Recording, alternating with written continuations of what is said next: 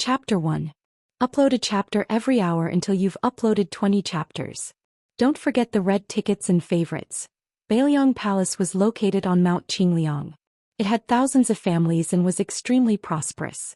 As the only remaining king with a different surname, Zhou Xian, the king of Bailiang, had both praise and blame in the imperial court and Jianghu. As a meritorious military official, it could be said that he had obtained everything except the emperor's throne. In the 3 northwestern provinces he was fully deserving of being the ruler. He could cover the sky with one hand and turn the clouds and rain with a flip of his hand. It was no wonder that the officials in the imperial court who didn't agree with this king with a different surname would privately curse him as the barbarian Su, and some with ulterior motives would even throw away the title of second emperor. Today the prince's residence was very lively. The powerful king of Bailiang personally opened the gate and set up a splendid ceremonial procession to welcome an old man with an immortal air. The servants in the residence only heard that the immortal from the Daoist Holy Land, Mount Longhu, had taken a fancy to the foolish young prince and wanted to take him in as a closed-door disciple. This was a great blessing. Bailiang Palace interpreted it as fortune favors fools. But of course the young prince had never cried since he was born. He didn't know how to read at all and only learned to speak at the age of 6. His name was mighty and imposing Zhou Xian. It was rumored that the old immortal from Mount Longhu had given him this name. He had said that he would come back in 12 years to take him in as a disciple, and now he was here as promised. In a courtyard in the prince's residence, the Grand Master of Mount Longhu, a Daoist ancestor of Mount Longhu, was twirling his snow-white beard and frowning. On his back was an uncommon small Zhongkui-style peachwood sword. Combined with his appearance he was indeed worthy of the word otherworldly. Anyone who saw him would sincerely praise him as an otherworldly master. But this time the recruitment of a disciple had met with quite a lot of obstacles. It wasn't that the imperial residence had any objections, but that his future disciple's stubbornness had flared up. She had squatted under a pear tree and used her butt to deal with this cheap master who was ranked in the top 3 in the orthodoxy. As for martial arts, she should at least be in the top 30. Even the dignified king of Bailiang, a pillar of the country, had to squat there and persuade him with kind words. Son, go to Mount Longhu and learn some skills. In the future if anyone dares to say you're stupid, just beat them up. Don't be afraid even if they're beaten to death. Father will support you. Son, you have great strength. It would be a pity if you don't learn martial arts and become one of the top 10 experts in the world. When you return from your studies, Father will make you a senior cavalry captain. You will be able to ride a multicolored horse and wear heavy armor. How impressive! The little prince completely ignored her and continued to stare intently at the ground. Huang Manor, don't you like to eat candied haws? There are wild haws all over Mount Longhu, you can pick and chew on them as you please. Isn't that right, Celestial Master Zhao? The old immortal forced a smile and nodded repeatedly in agreement. It was too shameful to receive such a disciple. If word got out, wouldn't he be laughed at by the whole world?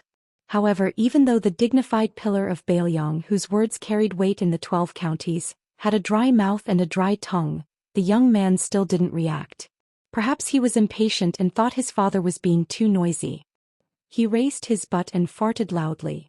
He didn't forget to turn his head and grin at his father. The king of Bailiang was so angry that he raised his hand and pretended to hit him. However, he raised his hand and froze for a while before giving up. Firstly, he couldn't bear to hit him. Secondly, there was no point in hitting him. The son really lived up to his name. Zhou Xian was named after the phrase, "In water the dragon's strength is the strongest. On land the elephant's strength is the strongest." As mighty as Vajra, they are known as dragons and elephants. Although Huang Manor's silly son was simple-minded and couldn't read, his skin was sickly dark yellow, and his body was thinner than his peers, his strength was first class. Zhu Xiao joined the army at the age of 10 and killed people. From killing the Xiongnu in Jinzhou in the northeast, to wiping out the 6 big and small countries in the south, slaughtering more than 70 cities, and then suppressing the 16 barbarian tribes in the southwest. He had seen all kinds of fierce generals with amazing physical strength. However, he had never seen someone like his youngest son who was born with copper muscles and iron bones and could pull up mountains and rivers. Zhu Xiao sighed softly in his heart. If Huang Manor could be a little smarter and open up a few more of his mind acupoints, He would definitely become the unparalleled fierce general who could break through enemy lines. He slowly got up and turned his head to smile awkwardly at the senior Taoist priest of Mount Longhu. The latter's eyes indicated that it wasn't a big deal, but he couldn't help but feel a little sad. It was really a big deal to receive this kind of treatment as a disciple. If word got out, wouldn't he become the laughing stock of the world? He wouldn't be able to show his old face in front of the large group of disciples and grand disciples of Mount Longhu anymore. The helpless king of Bailiang came up with a plan. He chuckled and said, "Huang Manor, your brother has just returned from his parade. Looking at the time, it should be about time for him to enter the city. Don't you want to go out and take a look?" The young prince suddenly raised his head. His expression was as stiff as it had been for 1,000 years. But his usually dull and lifeless eyes were bursting with a rare light. It was very piercing. He grabbed his father's hand and rushed out. It was a pity that Bailiang Palace was famous for its hundreds of winding corridors and thousands of twists and turns. Otherwise, it wouldn't have been able to accommodate the tide-listening pavilion that had been criticized by the court officials. Su Xiao, whose hand hurt from his son's grip, had no choice but to remind him several times that they were going the wrong way. After walking for a full incense stick's worth of time, they finally arrived outside the mansion. Behind the father, son, and old Immortal were a group of servants carrying boxes of various sizes. They were all things that were going to be taken to Mount Longhu. The king of Bailiang was as rich as a country and had always doted on his children. He couldn't bear to see them suffer even the slightest bit of grievance. When they arrived outside the mansion, the young prince saw that the streets were empty and there was no sign of his brother. He was first disappointed, then angry. He let out a deep, hoarse, and irritable roar. At first he wanted to vent his anger on Su Xiao. But as stupid as he was, at least he knew that this was his father. Otherwise, Su Xiao's fate would probably be the same as that of He Ting, who had unluckily encountered Su Longxiang during the autumn hunt not long ago. He was torn in half by the single-handed 12-year-old boy. He glared angrily at his guilty father and turned to leave. Su Xiao, who didn't want his efforts to go to waste, threw a helpless glance at old Immortal. The Taoist master of Mount Longhu smiled faintly and stretched out his bamboo-like arm. However, he only held on to the young prince's wrist with 2 fingers and gently said, "Su Longxiang, don't waste your rare talent. Come with me to Mount Longhu. In 10 years at most, you'll be able to leave the mountain and perform meritorious deeds." The youth didn't waste any more words. He snorted and continued on his way. But strangely, he found that he couldn't break free from the old Taoist's seemingly casual restraint. He couldn't land his foot on the ground no matter how hard he tried. The king of Bailiang felt as if a heavy burden had been lifted from his shoulders. This Taoist master, whose seniority was ridiculously high indeed, had some skills. No one knew a son better than his father. Su Xiao was well aware of his son's strength.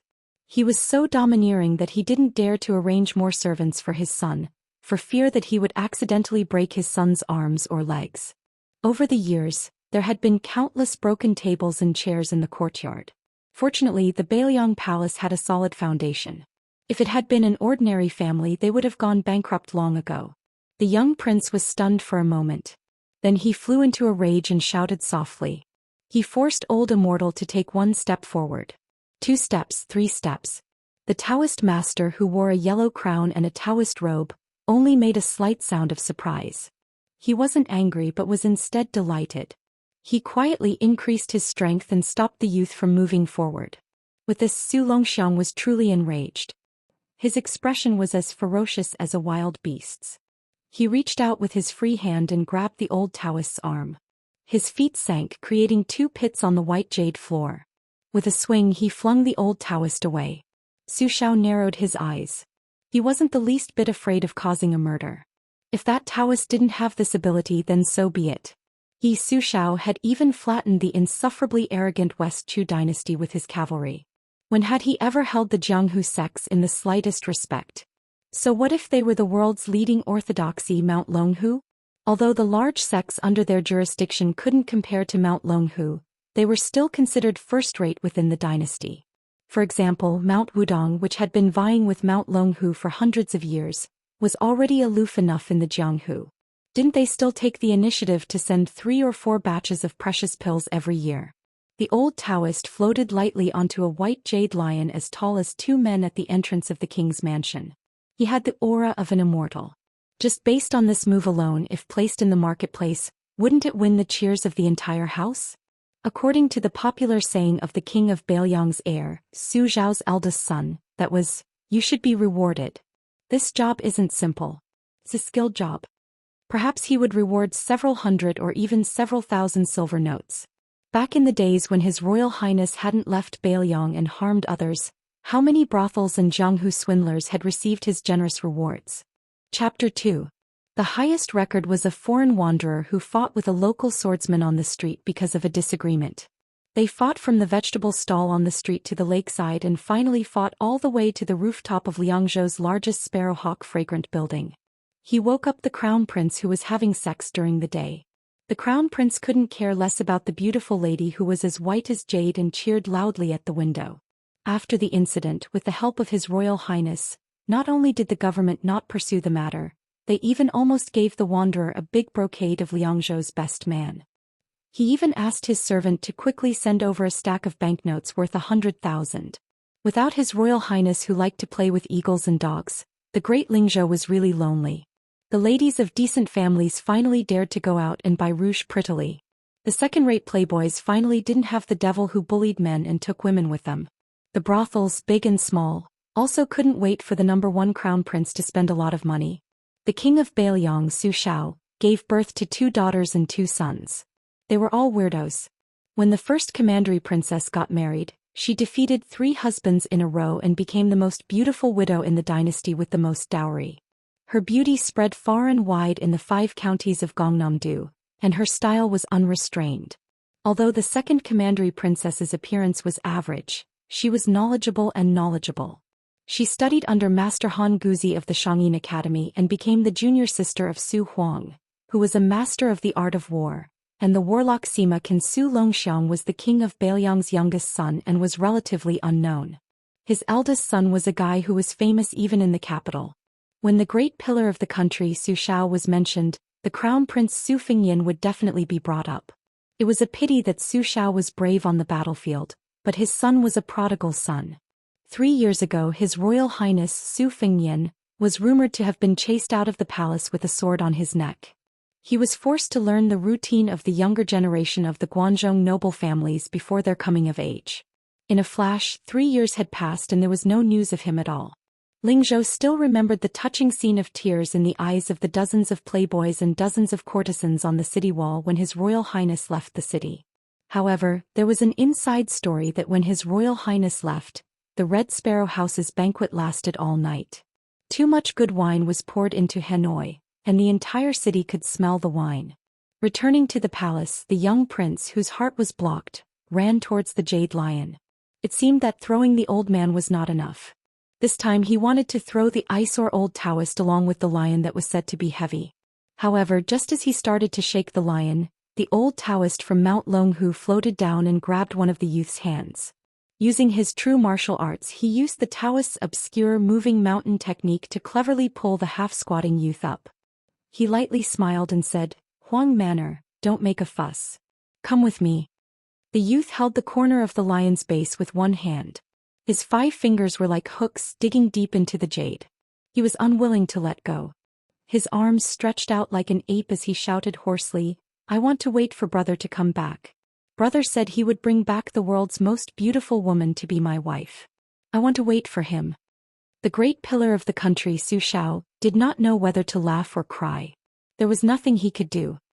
He looked towards the yellow-crowned Taoist and sighed heavily, "Forget it. Let's wait a little longer. He'll be back soon anyway." Hearing this, the old Taoist's smile became strange. However, he still let go of the young prince's arm. He clicked his tongue inwardly. This little guy was not only born with divine strength, he was basically Venus descending to the mortal world. However, that little bastard Su Fengyin was really coming back. This was not good news. When he first came back to the palace, he suffered a lot. First, he was treated as a Jianghu swindler. Then that 7 or 8-year-old brat released a pack of vicious dogs to bite him. Later, when he finally managed to explain himself and entered the palace, that little bastard was up to no good again. He sent 2 delicate beauties to knock on his door in the middle of the night, saying that the weather was cold and that he needed to warm his blanket. If it was not for this poor Taoist's extraordinary willpower, he really would have fallen into their trap. Now that he thought about it, he regretted that he did not chat with the two girls all night long about the Dadong Sutra and the Huangting Sutra. Even if they did not talk about this, they could have talked about the Pure Maiden Heart Sutra. In the evening, the shadows of an old man and a young man were elongated by the afterglow. The old man was carrying a long bag wrapped in rags. His clothes were ragged and his hair was white. There were even a few strands of straw mixed in. He could beg with a broken bowl on the ground. He was leading a skinny, lame horse. The young man was actually not young. His face was full of stubble and he wore a hemp gown. He looked like a refugee. Old Huang, hold on a little longer. Once we enter the city and return home, there will be a big piece of meat and a big bowl of wine. Damn it, I didn't think that wine and meat were rare things before. Now just thinking about it makes me drool. I dream about it every day. The young man, whose real age could not be seen, said weakly. The old man, who looked like a servant, chuckled, revealing a mouth of yellow teeth that were missing front teeth. He looked very simple and honest and funny. What are you laughing at? I can't even cry now. The young man rolled his eyes.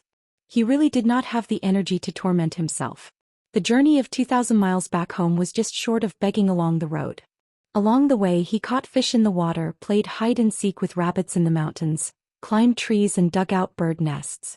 As long as there was some meat and cooked it, regardless of whether there was salt or not, it would be the most delicious meal in the world. During this period he tried to steal some chickens and ducks from villages. There were several times when he was chased by strong men carrying hoes and wooden sticks for dozens of miles.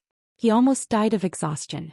Which rich man's son did not wear beautiful clothes and ride a majestic horse? Then he looked at himself. He was dressed in a tattered hemp gown, a pair of straw sandals and a lame horse. He could not bear to kill it for meat or even ride it. Instead he had an extra mouth to eat. He did not have an evil servant. Old Huang's small body, which had lived for 60 years, made him panic just by looking at him. He was afraid that he would die one day after walking 2,000 miles. At that time he would not even have a companion to talk to and would have to spend effort to dig a hole in the wilderness. Before entering the city, there was a stall selling apricot wine not far from the city walls. He was truly exhausted. Smelling the aroma of the wine, he closed his eyes and sniffed. His face was filled with intoxication. It smelled so good. Determined, he walked over and found the only empty stool and sat down. He gritted his teeth and used the last of his strength to shout, "Waiter, serve the wine." The drinkers who were leaving the city or taking a break on the way into the city all disliked the shabbily dressed master and servant and deliberately sat far away. When the busy waiter heard their voices, he wanted to respond with a "sure." However, when he saw the master and servant's attire, he immediately pulled a long face. As a businessman, how could he not be discerning? These two customers were not the kind of people who could afford to pay for the wine. The waiter was still kind and did not immediately chase them away. Instead he put on a fake smile and reminded them, "Our signature apricot wine costs 20 coins per pot. It's not expensive, but it's not cheap either." If it was in the past, the young man would have already released his dog and servant when he was looked down upon like this. However, after 3 years of living a poor life, he was used to living a penniless life. He restrained his arrogance and temper too much. Panting, he said, "It's okay. Naturally, someone will pay the bill. I won't forget your tip." "Tip?" The waiter raised his voice with a look of disdain. The young man smiled bitterly. He put his thumb and index finger to his mouth and used the last of his strength to blow the whistle. Then he lay down on the simple table and snored. He actually fell asleep. The waiter was baffled. Only those with sharp eyes could vaguely see a shadow flashing over their heads. An eagle-like bird swept over the city like an arrow. About the time it took for the drinkers to finish a bowl of apricot wine, the ground began to rumble without warning and the tables began to shake. The drinkers widened their eyes as they saw the wine shaking with the wooden tables. They carefully picked it up and looked around. They saw a group of cavalry charge out of the city gate. They formed 2 black lines as if there was no end to them. In the midst of the flying dust, tall and big horses could be seen. These were the heavily armored valiant horsemen of the northern Liang region who had shaken the world by themselves. Looking at the flag in the hand of the general who was carrying the flag, it was as bright as blood, with one word written on it, "Su." Oh my, the king of Bailiang's direct army. In the world, who could compete with the Bailiang cavalry that had galloped through the dynasty's 13 prefectures? In the past, the West Chu dynasty felt that its 120,000 great halberd warriors could go against them. But in the end, in the Battle of Jinghe, the entire army was wiped out. The surrendered soldiers were all killed and their cries were like thunder. 200 elite cavalry charged out. They were majestic and imposing. Above their heads, an eagle full of spiritual energy seemed to be leading the way. The 200 cavalry instantly stopped, their movements exactly the same. This level of proficiency far exceeded the range of ordinary soldiers who had been through hundreds of battles. The fourth-ranked general Zhicheng jumped off his horse. When he saw the old servant leading the horse, he immediately galloped to the front of the wine shop and knelt down. He said respectfully, "General Chidongwa pays his respects to His Royal Highness." As for the shabby young man who had arrogantly said that he would tip them, he only muttered in his sleep, "Waiter, bring the wine." Chapter 3. As the flag-bearer of the Bailiang army, Zhicheng Commandant Chidongwa was in a bit of a dilemma. Although he was one of the 6 adopted sons of the pillar state Su Shao and was the wolf dog of the 1 tiger, 2 bears and 3 dogs, his relationship with His Royal Highness could not be considered harmonious. To be honest, Chidongwa, who came from a poor military background, did not like His Royal Highness's dissolute conduct in the provinces and counties. However, loyalty and righteousness were paramount. Since Su Fengnian was his adoptive father's eldest son, even if Chidongwa had to personally kidnap his daughter, this Zhicheng commandant would not frown. Now, how to send Su Fengnian back to the prince's mansion was a problem. He couldn't just casually throw His Royal Highness on the back of a horse, could he? Fortunately, a horse galloped over and solved Chidongwa's dilemma. The horse was as black as ink and abnormally tall and strong. It was once the king of wild horses. After being tamed, it was handed over to the young prince, Su Xian. When they met, the king of wild horses was difficult to tame. It raised its big hooves and wanted to trample on its new master. In the end, it kicked an iron plate and was knocked to the ground by the youth. After that, it was well-behaved and docile like a pretty girl from a humble family. Hearing the news, the young prince, Su Xian, urged the horse to stop and jumped down. He affectionately called out "brother" a few times. Seeing that there was no movement, he naively thought that his brother had died. He wailed loudly, heartbroken. Chidongwa kindly wanted to go up and explain that His Royal Highness was just too tired. In the end, he was pushed away by the young prince. He staggered a few times and almost fell. Chidongwa was a fierce general of the Bailiang army who carried the flag for the pillar state. It was enough to show that the youth's strength was extraordinary. The old servant called Old Huang by Su Fengnian trotted a few steps and whispered a few words in a heavy Shishu accent. Only then did Su Xiang smile through his tears. He heavily slapped the old servant's shoulder and directly slapped the old man's butt into the dust. The young prince did not know how to control his strength, but when it came to his older brother, Su Fengnian, he was very careful. He crouched on the ground and carried his sleeping older brother on his back as he slowly walked towards the city gate. The mount, nicknamed Black Tooth, was like it was in spring. It trotted with small quick steps and turned its head to the side, trying to rub against the red horse that was being led by the old servant. However, the red horse that was all skin and bones and had a lame leg did not appreciate it. It opened its mouth and bit, scaring Black Tooth into quickly running away. However, it was unwilling to run far away, appearing reluctant to part. At first, the people in Lingzhou city were not sure who it was that could make the young prince, Su Xian, carry him into the city. Furthermore, there were 200 wolf-like personal guards following behind him. Later on, someone cried out, "His Royal Highness." This was great. Lingzhou city's main road that could drive 3 horse carriages side by side was immediately thrown into chaos. Especially those young ladies who were dressed up beautifully. They did not care about their elegance as they screamed and ran away while holding their skirts. Some of the large shops that were displaying treasures to attract customers immediately hid their things. The news of His Royal Highness is back spread like wildfire. It spread through the entire Lingzhou city at a shocking speed like thunder. The 20 or so brothels in the city all became spirited. The old pimps and pimps all cried tears of joy. Some of the enchanting courtesans all held their hearts as they sat by the windows and stared at the autumn water. "My enemy, you're finally willing to come back. Do you want to kill this servant?" A person followed the 200 Liangzhou iron cavalry into the city from afar. She had a slender figure and was dressed in a white robe. Her eyebrows were like a painting and her phoenix eyes were like peach blossoms. She was narrow and charming, her skin was as white as jade, and she had a standard oval face. She was extraordinarily handsome and did not seem like she was from the secular world. If it was not for the 2 blades on the left side of her waist, her unknown background and her arrogant expression, as well as the terrifying news of His Royal Highness returning to the city, some of the ruffians and hedonistic young masters on the streets would have already taken liberties with her. This woman was too beautiful. She was even prettier than all of the courtesans in the city added together. Some of the beautiful women and young ladies from rich families who were running in panic saw her. At first they were jealous, then they were in admiration and shyness. They thought that if this girl was a young master they would even be willing to elope. The white-robed beauty with the blade on her waist was slightly surprised. She hesitated for a moment before choosing an old fortune-teller and asked, "Old mister, which family's young master is the one who was protected by the Bailiang cavalry into the city?" The old man who was lamenting that he would not be able to do business in the future was shocked by the beauty of the girl in front of him. After all, he had been here for many years. It was not easy for him to calm down. He forced a smile and said, "Miss, you are not from here, right? There is only one His Royal Highness here. He is the eldest son of the King of Bailiang. Ordinary sons of rich and powerful families would not dare to call themselves young masters.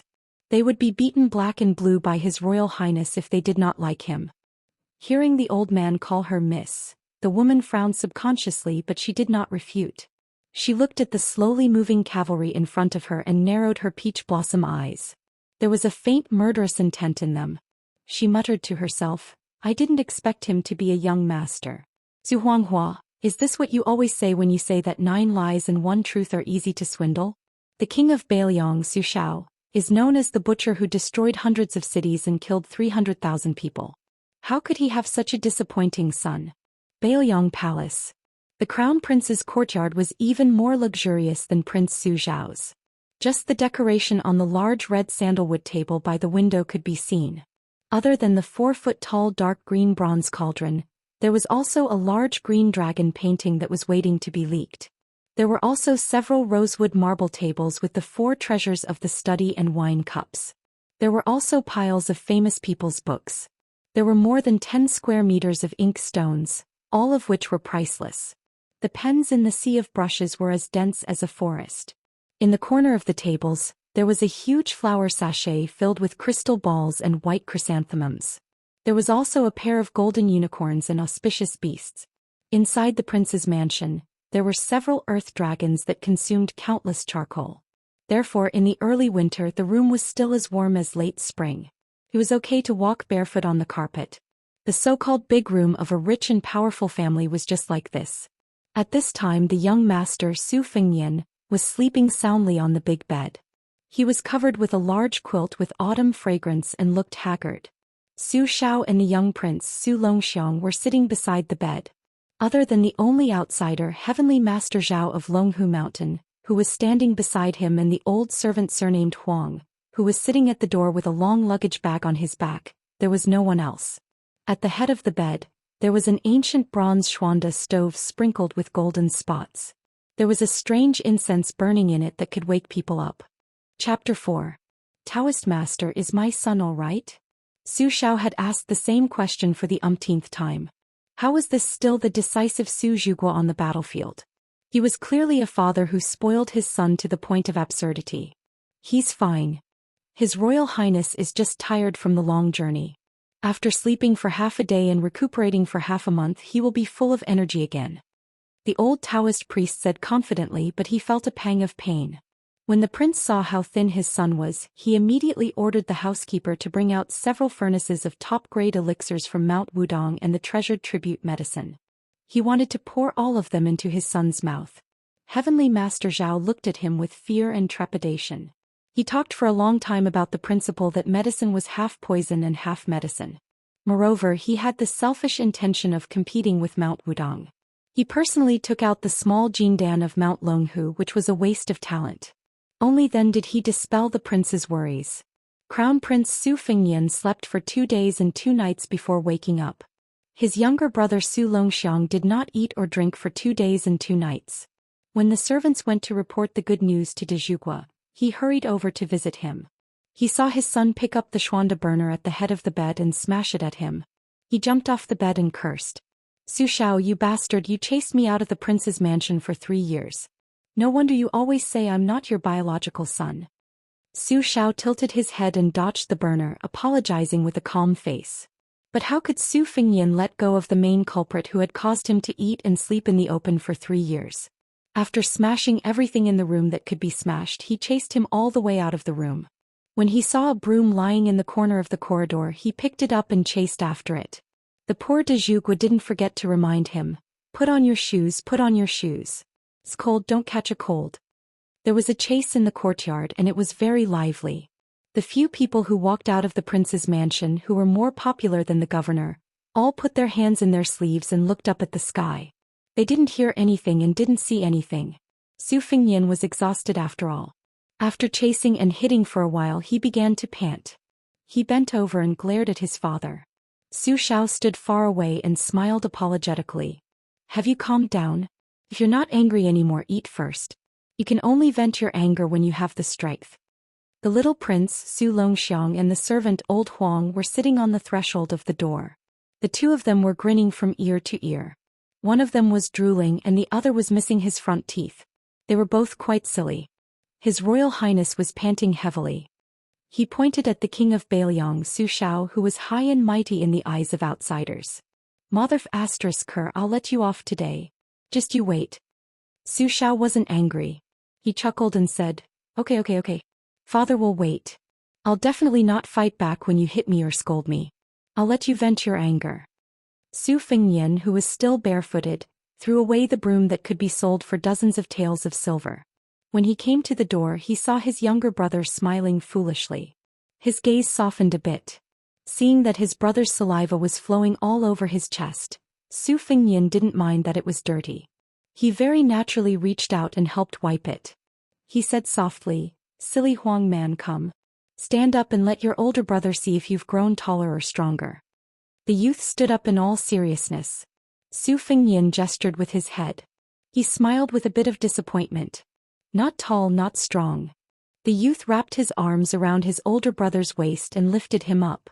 Su Fengnian wasn't surprised. His chest was stained with saliva. He laughed loudly. "You've grown quite a bit stronger." Dezhugua stood in place. The butcher, who had spent half his life in the military and killed people like scything flax, actually had tears in his eyes. He quietly turned his head away and muttered to himself, "The wind is so strong. Where did the sand come from?"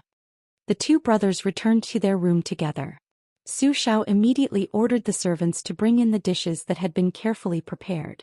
There were 20 to 30 servants carrying the food boxes. They entered the room one after another like flowing water. Under the kind reminder of the old Daoist from Mount Longhu, most of the dishes were vegetarian and less heavy and spicy. After eating, drinking, and sleeping well for 3 days, Su Fengnian went to the most popular place in the estate, the Tide Listening Pavilion. He carried a purple bamboo fishing rod and had his younger brother, Su Longxiang, carry a few embroidered stools. He also had the servants prepare a large long tea table and a variety of rare fruits and delicacies. He even had the housekeeper select 4 or 5 beautiful maidservants in their prime to massage his shoulders and massage his back. This was the comfortable life that His Royal Highness should have. Tide Listening Pavilion. Just by looking at the name one could understand its meaning. Bailiang Palace sat on the entire Mount Qingliang. The original lake on the mountainside was doubled in size, with the intention of expanding the lake into the sea. They built pavilions, terraces, and pavilions. The tallest pavilion in the center, the 9 stories tall, was named Tide Listening Pavilion. Crown Prince Su Fengnian's hobby was to fish on the first floor. There were tens of thousands of books in the pavilion, including countless rare and unique books. There was no lack of martial arts manuals that had lost their inheritance. 15 years ago, Su Xiao, who had yet to be crowned king of Bailiang, had personally led a cavalry unit, led an imperial edict, and crushed dozens of martial arts sects north and south of the Great River. Other than the orthodox sects like Mount Longhu, which had always been obedient, The unruly Forbidden Villa was directly annihilated. It must be known that 20 years ago, the Forbidden Villa was a first-rate martial arts holy land. In the past 100 years, 4 of the top 10 masters had emerged. In the end, the villa's martial arts manuals, other than a few sets that were given to the inner palace, were all confiscated and stored on the 6th floor of the Tide Listening Pavilion. Fortunately, Su Fengnian's appearance did not resemble his father Su Xiao at all. After leaving his territory, he did not dare to call himself the crown prince of the king of Bailiang. Otherwise, just based on this point alone, it was enough to consign him to eternal damnation. The enemies of the Great Pillar State were as numerous as his disciples. There were 10,000 koi fish in the lake, casually sprinkling bait. It was a marvelous sight of 10,000 koi fish facing the sky.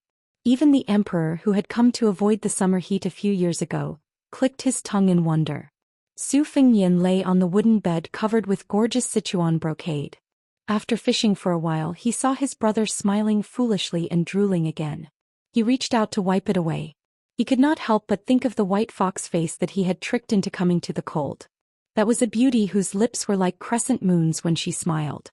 Su Fengnian had always called her the #1 beauty in the world in private. At first he boasted that she was the #1 beauty in the world, but after being ruthlessly beaten up until she looked like a pig's head, he settled for the next best thing. Su Fengnian was in a good mood when he thought of this person. He rubbed his brother's head and said with a smile, "I said that I would help you trick a beautiful woman to be your wife, and I really did kidnap one. She had a white fox face, extremely beautiful. She wore 2 sabers, one embroidered winter, and the other, spring thunder. Both were famous sabers in the world. Unfortunately, she was a man." Chapter 5. After taking a comfortable bath, Su Fengnian took off his beggar's hemp clothes and straw sandals and changed into the rich family's clothes. He shaved off his stubble. In reality, Su Fengnian was a rather handsome and eye-catching young master. Among the 6 or 7 popular courtesans in Lingzhou, there was no lack of prideful ones who had extremely high standards. They were fighting for his favor not just because of the king of Bailiang's generous rewards. Although His Royal Highness often did unscrupulous things like spending money to buy poems, he was proficient in romance. He could play Go, talk about needlework, listen to zither and watch dance music. He was a close friend who could warm a woman's heart. In the Prince of Northern Liang's mansion, which maidservant with slightly bulging breast had not been molested by him, but in private no one really hated him. At least this young master was not the kind of person who would beat a servant to death, throw them into a well or chop them up and feed them to the dogs. Young Master Li of Fengzhou, which was adjacent to Lingzhou, was the son of the governor who claimed to have grown up together with His Royal Highness. He liked to throw people into animal cages to be eaten. In comparison, the Wangfu was especially grateful to His Royal Highness. If there was anyone in the Wangfu who dared to glare angrily at Su Fengnian without hiding their hatred, it would be the servant girl, Zhang Anai, who was pulling away from the servant girls who were trying to curry favor with her with smiles. She entered Bailiang Palace at the age of 12. At that time, the Zhou state had just destroyed the insufferably arrogant West Chu dynasty and was the first to break into the palace. Unlike the great general who later set up camp in Dahuang City and enjoyed the women of the palace, Su Xiao was not fond of women. He was not interested in the concubines of the West Chu emperor. He did not even stop the chaste empress who followed the West Chu emperor to hang herself. There were even rumors that it was Su Xiao who personally gave her a piece of white silk. In West Chu, Jiang was the surname of the country and belonged exclusively to the imperial family. Therefore, it was inevitable that people would speculate about the origins of this young girl. However, following the destruction of West Chu, all kinds of speculations faded away. Dust was dust. Of course, Su Fengnian knew the secret identity of this maid surnamed Jiang better than anyone else. He glanced at the graceful maid Jiang Anai and raised his hand to signal the other maids to leave. When they were far away, he laughed and said, "What? Is Princess Taiping disappointed that I didn't die in a foreign land? Don't worry, I really don't want to die before I help you break the melon. Hey, Princess, your chest is rising and falling more and more. I think you should be called Princess of Injustice." Jiang Anai, who was a princess in the past and was now a maid, was indifferent. She had a straight face and gloomy eyes. She couldn't wait to bite this lecher to death. Hidden in her sleeve was a dagger, god talisman, that was said to be worth 12 cities. If there was only a slight chance, she, who couldn't even bear to kill a chicken, would cut off Su Fengyan's head without hesitation. However, she saw a middle-aged man in casual clothes from the corner of her eyes. She had to resist the urge to fight with her life. The man was in his 30s. He was 9 feet tall and had a handsome appearance. He squinted his eyes all year round and seemed to be drowsy. He was one of the 6 adopted sons of the king of Bailiang, Zhou Xian Yuanzhuazong. He rode a white horse and wielded a silver spear. He had never met a worthy opponent on the battlefield. He was definitely one of the top 3 masters in the entire dynasty. Some people even said that he was only 1 step away from the top 10 masters.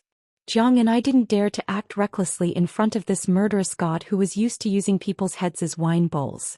Su Fengyan shamelessly said before his travels, "I will only give you 1 chance to kill me. If you can't kill me the second time, I will kill you." Unfortunately, that year when she had just grown up, she had put on makeup and put on beautiful clothes to seduce him.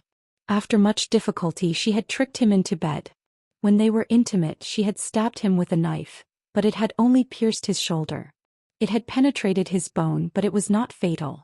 This fellow had only slapped her in the face.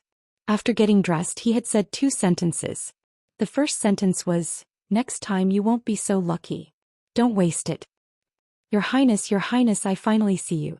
For the past 3 years I didn't even want to eat or drink." A fat man dressed luxuriously ran over. To be exact, he rolled and crawled over. His face was covered with tears and snot. He looked very shameless. Jiang Ni's face didn't lose to Su Fengyan's disgust. Yuanzhuazong, who was the personal bodyguard of the crown prince, turned his head away. His eyes were full of disdain. Since this fat man was able to pass through the heavy defenses and arrive in front of Su Fengyan, his status was naturally extraordinary. In truth, he was just like the number 1 brute of the Northern Liang army, Zhou Xian, the adopted son of the Pillar of the Great. His surname was Chu and his given name was Lu Shan, and he was one of the 3 dogs. Su Fengyan's snow-white spear falcon, the most handsome of the 360 winged insects, was trained by this fat man. He was more attentive to it than raising a son. This man had a bad reputation in the Bailiang army. He was a hypocrite and lecherous person. The first time Su Fengyan went to the brothel, he was the one who led the way. He always said that brothers were like hands and feet and women were like clothes. In the past few years, he would encourage Su Fengyan to sleep with his beautiful concubine every few days. He was really loyal. "Can't eat or drink. Fatty Chu, why do you look like you have put on a few pounds?" Su Fengyan sneered and strangled the fat man's neck. The fat man who was strangled by the neck shouted with a red face, "Your Highness, I have lost weight. I have lost a lot of weight. If your Highness doesn't believe me, I will go weigh it right away. If I put on 1 pound, I will cut off 1 pound of meat. If I put on 10 pounds, I will cut off 10 pounds. Su Fengyan loosened his neck and patted Chu Lushan's fat cheeks. He smiled and said, "You are indeed a good brother." Now Fatty Chu, who had stolen the title of the Dragon General of the 1,000 Bulls, was being slapped on the face. As long as the person was not an official with a superficial title, the Dragon General of the 1,000 Bulls was one of the top officials in any province, let alone the Dragon General of the 1,000 Bulls who held the Tiger Seal for 3,000 elite troops. However, this fat man did not feel ashamed. Instead, he looked extremely honored. He leaned forward with his head as big as a pig's head and said with a smile, "Your Highness, I just took in a beautiful concubine. Her skin is so soft and tender that I can squeeze water out of her with a pinch. I haven't dared to enjoy her yet, so I've kept her for your Highness. Would your Highness take some time to come and drink some wine and listen to some songs first?" Su Fengyan nodded and said, Sure. The 2 of them looked at each other and smiled. They were as treacherous as they could be. As the saying went, wolves and villains colluded with each other. Just as Fatty Chu was asking about His Royal Highness's situation in the past 3 years, the king of Bailiang slowly walked over. There were several pillars of state in the dynasty, but there was only one pillar of state in the dynasty. He was second only to the general of heavenly strategies who would only appear when the country was in danger. Su Shao had been in the military all his life. When he was young, he would even take the lead in leading the troops. The previous emperor had even issued an imperial edict that he did not need to personally lead the troops. Later on, when he was fighting in West Chu, his left leg was hit by an arrow from Lu Shi, which left him with a slight limp. Su Shao did not mind those people mocking him, but if anyone dared to criticize lame Su, They would definitely not rest until they were dead. The Marquis of Wun, who had once fought alongside him against West Chu, had a trusted subordinate. He was young and impetuous, but he paid the price. Su Xiao casually found an excuse to behead him in public. His head was hung on the walls of the imperial city of West Chu, along with the heads of other famous generals of West Chu. The Marquis of Wuan was angry, but he did not dare to say anything. He did not even protest to the emperor after the incident. Su Xiao, with white hair on his temples, was not tall, and his appearance was even more inconspicuous. When he was middle-aged, he had a slight limp. Now he was slightly hunchbacked, as if he was carrying the burden of 300,000 ghosts. Fatty Chu was an observant and alert person. He immediately restrained his expression and knelt on the ground. Although he was also an adopted son, Yuan Zhuozong had more backbone. He just bowed according to the common etiquette. The king of Bailiang, Su Xiao, gently waved his hand and let Chu Lushan take a stool to sit down. He tried to sit on the wooden couch with his son, but was kicked in the butt by the angry Su Fengnian. He had to awkwardly take a stool and sit aside. Fatty Chu was sweating cold sweat. He felt like he was sitting on pins and needles. He did not dare to wipe it off. Yuan Zhuozong smiled knowingly. Su Fengnian whistled, picked up a piece of Sichuan brocade and wrapped it around his arm. He called down the spear falcon that Fatty Chu cooked. He took a glass full of grape wine and pretended to sigh. Little white, you have suffered in the past 3 years. You can't drink wine or eat meat. You were almost killed to be stewed. I am sorry. De Zhuguo was ashamed and kept sighing. Chapter 6. The maid Jiang and I, who had grown up to be devastatingly beautiful, sneered softly. She thought that this snow-white spear falcon was as unlucky as she was. This kind of rare flying feather only existed in the snowy lands north of Jinzhou. If a hunter could catch one, he would be spared from death except for treason. In the past, even the nobles of West Chu spent a lot of money to buy this spirit creature nicknamed Green-White Luan, but it was still hard to find. The one on Su Fengnian's arm was even more extraordinary. It was the highest grade of Green-White Luan, the 6-year phoenix, rarer than the 3-year dragon. In the Yongzhou region of Liang, there was once a master of a noble family who offered 1,000 taels of gold and 3 beautiful women in exchange for Little White. But he was scolded by the domineering Su Fengnian to get lost. That noble who could get whatever he wanted was undoubtedly rebuffed. Su Fengnian snorted. Su Xiao, let me ask you, if my son is being bullied, what should I do as a father? De Zhuguo smiled and said matter-of-factly, naturally I'll exterminate them. If that's not enough, I'll take their wives and concubines as cattle and squander all their wealth in an instant. Jiang and I, who hadn't left the tide-listening pavilion, had a gloomy expression, unable to hide the bone-piercing hatred in her limpid eyes. Su Fengnian took out a small piece of paper from his bosom. On it were written surnames, clans and sects of the martial arts world. He patted his father, the king of Bailiang's shoulder, gritted his teeth and said, "Father, didn't you always say that it's never too late for a gentleman to take revenge? These guys are my enemies. Take care of them immediately." Su Xiao took the paper and praised his son's good handwriting before even looking at it. He glanced at it and was about to boldly say that it was no problem, but then he took a closer look and read everything without missing a word. He said with a bitter expression, "Son, you have too many sons. Son, you have too many enemies. There are no less than 100 of them. Look at the governor of Huizhou County. Just because his son looks a little too pretty and you saw him from afar while he was touring Biluo Lake with a beauty, he has to remove his official position? There was also the Wang family of Bailiang in Guangzhou. They were going to be exterminated just because one of their servants cursed at them while drinking? As for the Xianyuan family of the Wulin world, what did they do to offend my son? Why did he send the entire family to Jinzhou? And why did he choose a girl named Xianyuan Qingfeng to act as an official prostitute?" Su Fengnian looked at his beloved spear falcon and sighed, little white, you're lucky to have a master like me who cares for you. I'm miserable. I don't have a father to dote on me and a mother to love me. Living is just torture, boring." De Zhuguo quickly smiled and said, "Father will do as you say.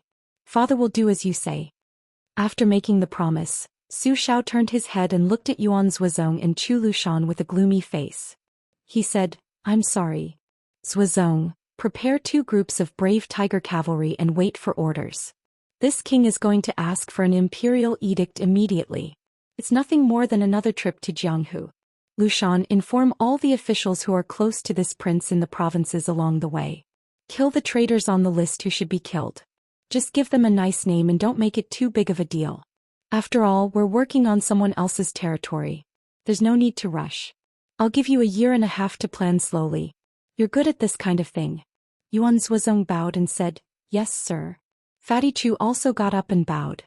His eyes were ruthless and his face was full of excitement. "Yes, sir." Jiang and I lamented in his heart. Were there going to be countless good people who would suffer because of an absurd reason?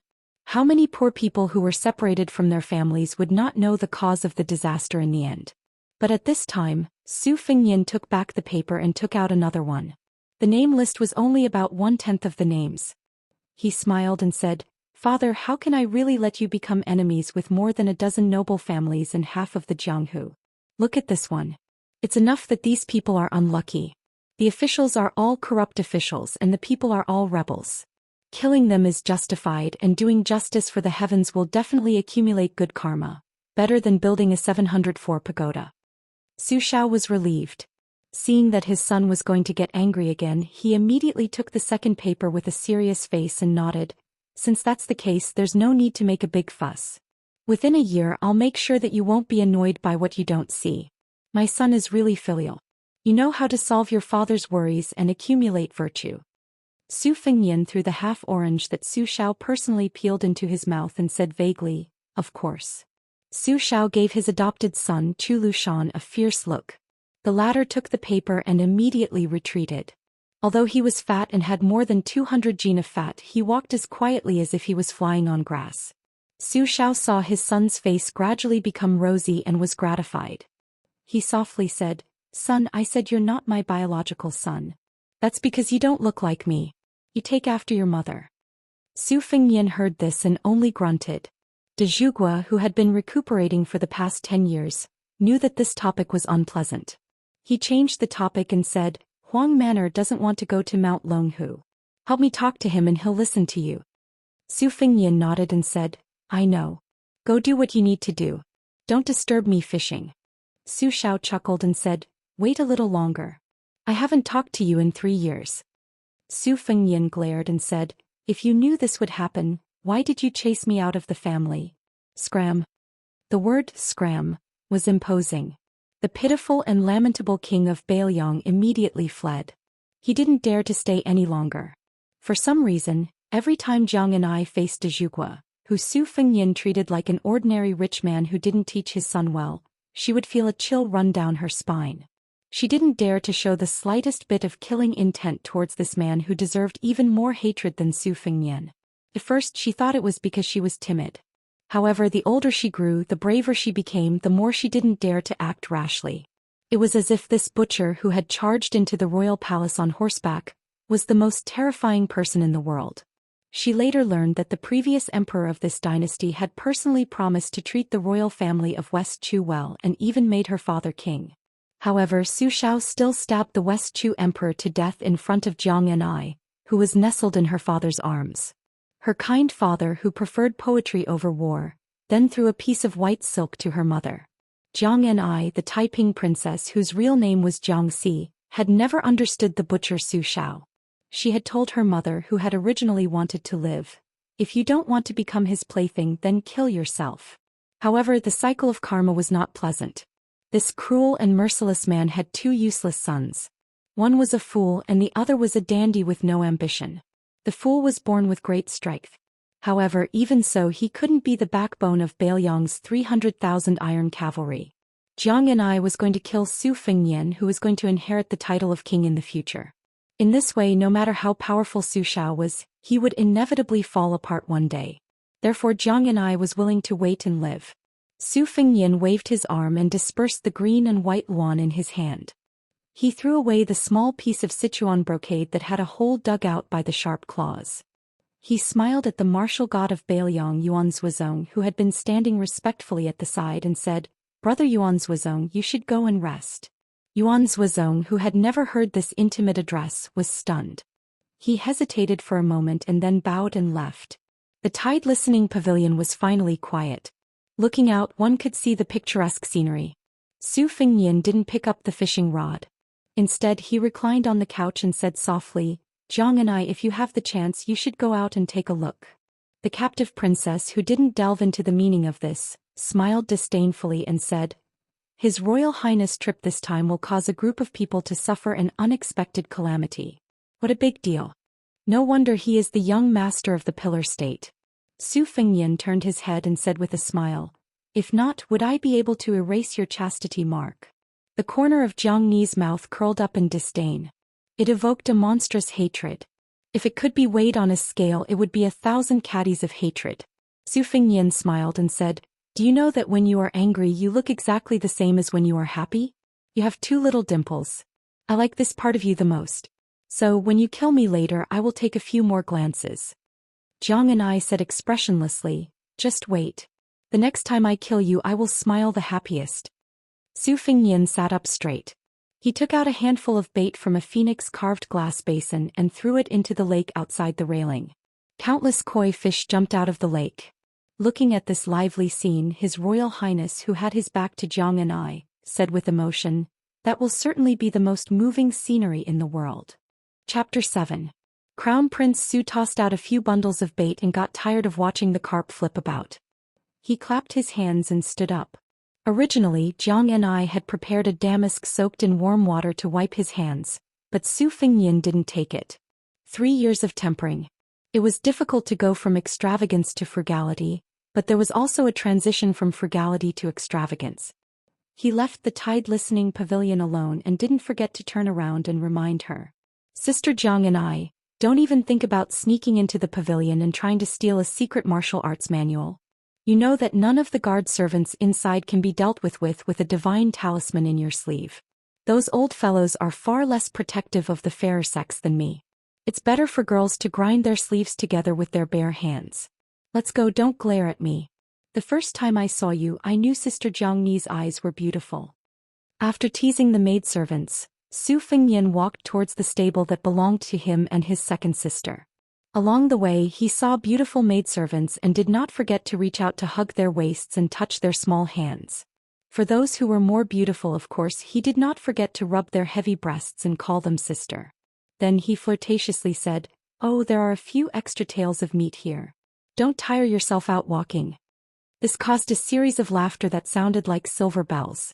Su Fingyan arrived at a stable that was even more extravagant than the average wealthy families. For the time being, there was only a lonely, maroon lame horse inside. Old Huang, who had worked as a coachman for the prince's residence for many years, was chatting with the horse. He saw His Royal Highness, who had depended on him for 3 years, grinning foolishly out of habit, revealing 2 front teeth. Su Fingyan rolled his eyes and said in surprise, "Old Huang, where's your box? Why aren't you carrying it?" Old Huang was probably from Shu. He couldn't change his Western Shu accent, which wasn't very popular in the dynasty. The tiny Western Shu, which had less than 60,000 soldiers, couldn't escape the fate of being destroyed by the king of Bailiang, just like the Western Chu dynasty. However, Old Huang was much cuter than Jiang and I. He knew his place very well. During these 3 years of bleak travel, if not for Old Huang's ability to fish, climb trees, steal chickens and dogs, and teach Su Fingyan how to weave straw sandals, he would have starved to death in a foreign land. The old servant was carrying a bag wrapped in rags on his back. There was only a long red sandalwood box in it. He would rather die than let Su Fingyan open it to see what was inside. At first, Su Fingyan thought that it was a famous Xuanji box used to store divine weapons in Jianghu. He thought that his father would at least send a peerless master to accompany him. But when he met the bandits for the first time and saw that this old servant was even more like a stray dog than he was completely disappointed.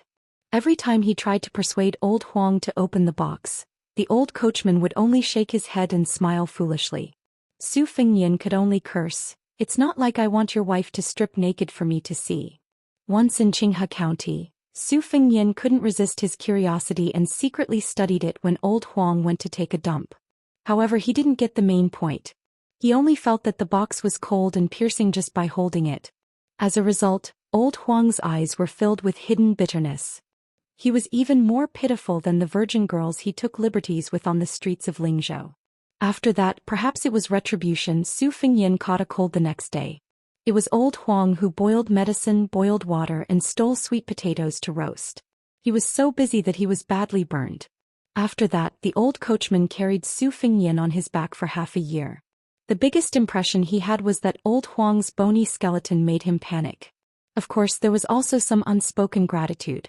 After that, Su Fingyan didn't have any ideas about the box.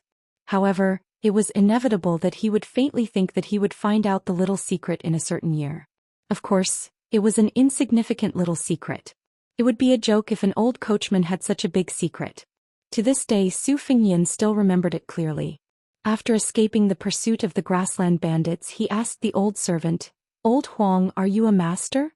Old Huang nodded with a shyness that would only appear on a beautiful woman's face. Su Fingyan asked again, "The kind that's very tall?" Old Huang seemed to be even more embarrassed. He turned his head slightly and nodded again.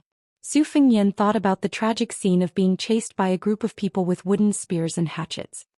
He resisted the urge to beat him up and asked again, "How tall?"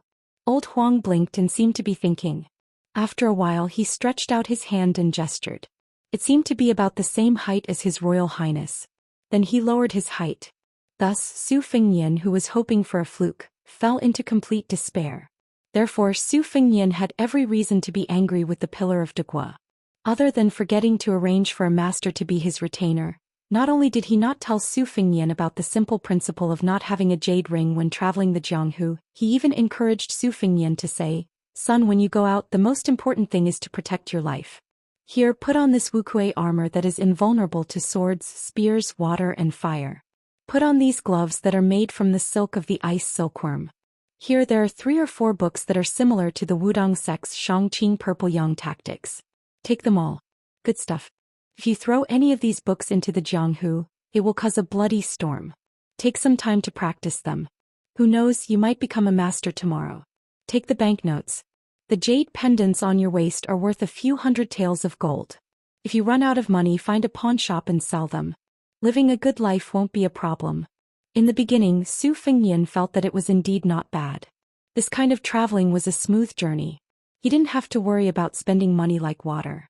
He could hook up with different beauties from different places, get to know famous heroes, and become brothers with famous heroes in the Jianghu. Just thinking about it made him happy. But later on, King found out that he was just a fat sheep waiting to be slaughtered. Whoever saw him would love him, whoever saw him would pounce on him. This bastard donkey's ass. In the end, the only use of those secret books was to tear them down and use them to wipe his feces. The only remaining half of the gold-swallowing treasure tome, which looked like a heavenly book, was finally put to use. On the way back he met White Foxface, who was more beautiful than any of the courtesans in Lingzhou. He knew the value of the book and agreed to accept the second half of the gold-swallowing treasure tome, and escort him back to Lingzhou. During that half a year, Su Fingyan finally met a true master who didn't have any evil intentions. He tried every possible way to please him, but to no avail. White Foxface ignored him. Even when he walked, he would deliberately put a large distance between them. Unless he met an ignorant robber who blocked his way, he wouldn't talk nonsense. Su Fingyan walked into the stable and took a handful of horse grass for the lame horse. He sighed softly, "Red Rabbit, oh Red Rabbit. If second sister sees a good Fergana horse being tortured to this state, I can't guarantee that she won't give me chestnuts to eat." In these 3 years, 1 eagle, 1 horse, and an old servant who fortunately didn't have bad eyesight were all he had. Su Fingyan fed the horse for a while. When he thought of the news from the secret agent in the mansion that White Foxface was still in the city, he prepared to leave the mansion to have some fun that he hadn't had in a long time. This fellow would occasionally mock him when he was down and out. "If you're a young master from an aristocratic family, then I'm a woman." Su Fingyan had no reason not to show off. In the past, he only felt that it was right and proper to rely on his father's royal banner to intimidate others. Now he still felt that way. He just cherished it a little more. After all, he had lived through more than 2 years of misery. Only now did he realize that the daily necessities of this world were not cheap. Old Huang and His Royal Highness had developed a tacit understanding. He seemed to know that he was going to indulge in wine and women, so he rubbed his hands and made a drinking gesture. Chapter 8. Su Fingyan laughed and said, "Don't worry, I won't forget to treat you to the best and most expensive Huadiao wine. Let's go." Su Fengyan had just walked out of the stable with the old groom when he saw the old Taoist priest who claimed to be an immortal. He didn't need to guess to know that the old swindler was here to ask him to persuade his younger brother to go to Mount Longhu to learn martial arts. 12 years ago it was Su Fengyan who let his dog bite the old Taoist priest. Because his mother believed in Buddhism, His Royal Highness, who didn't believe in destiny, was still respectful to monks. However, when he saw a fortune teller on the street, he would definitely make a mess. The old Taoist priest of Mount Longhu was really unlucky. Back then, the old Taoist priest, who was slovenly and covered in lice, passed the first stage and almost lost his virginity. The beginning of that meeting was very unpleasant, but the end was still sloppy. Su Fengyan didn't forget to lecture the old Taoist priest of Mount Longhu in private before he left. Old man, if you want to cheat people of their money, you should at least give up some money to get a decent set of clothes. Those Taoist priests in the supernatural novels all wear yellow crowns and Taoist robes. They can immediately ascend to the immortal stage with just one fart. Don't you want to learn? If you come to the palace like this again, I'll let my dog bite you again. It seemed that the old Taoist priest with the surname Zhao had learned his lesson. He really did change into a brand new Taoist robe and a yellow crown on his head. He even added a simple peachwood sword. Wherever he went, he would receive looks of respect that he had never received in the first half of his life. This made the old Taoist priest, who was usually expressionless on the mountain for decades, very happy. Su Fengyan put his arm around the old Taoist priest's shoulder and said softly, "Ox-nosed Taoist, it's a good thing that my younger brother is going to Mount Longhu. However, your Mount Longhu has formed a good relationship with my father. Don't you have anything to say? Otherwise, why would my younger brother go to Mount Wudong to learn martial arts? Why would he go to that godforsaken place? The scenery of Mount Wudong is very good. I can visit it every now and then." The old Taoist priest looked embarrassed. He looked around and saw that no one was around. Then he quietly reached into his pocket and took out an old and yellowed book. He said reluctantly, "This is the Dragon Swordplay Manual." He didn't expect that he would turn on him. He didn't even look at the manual.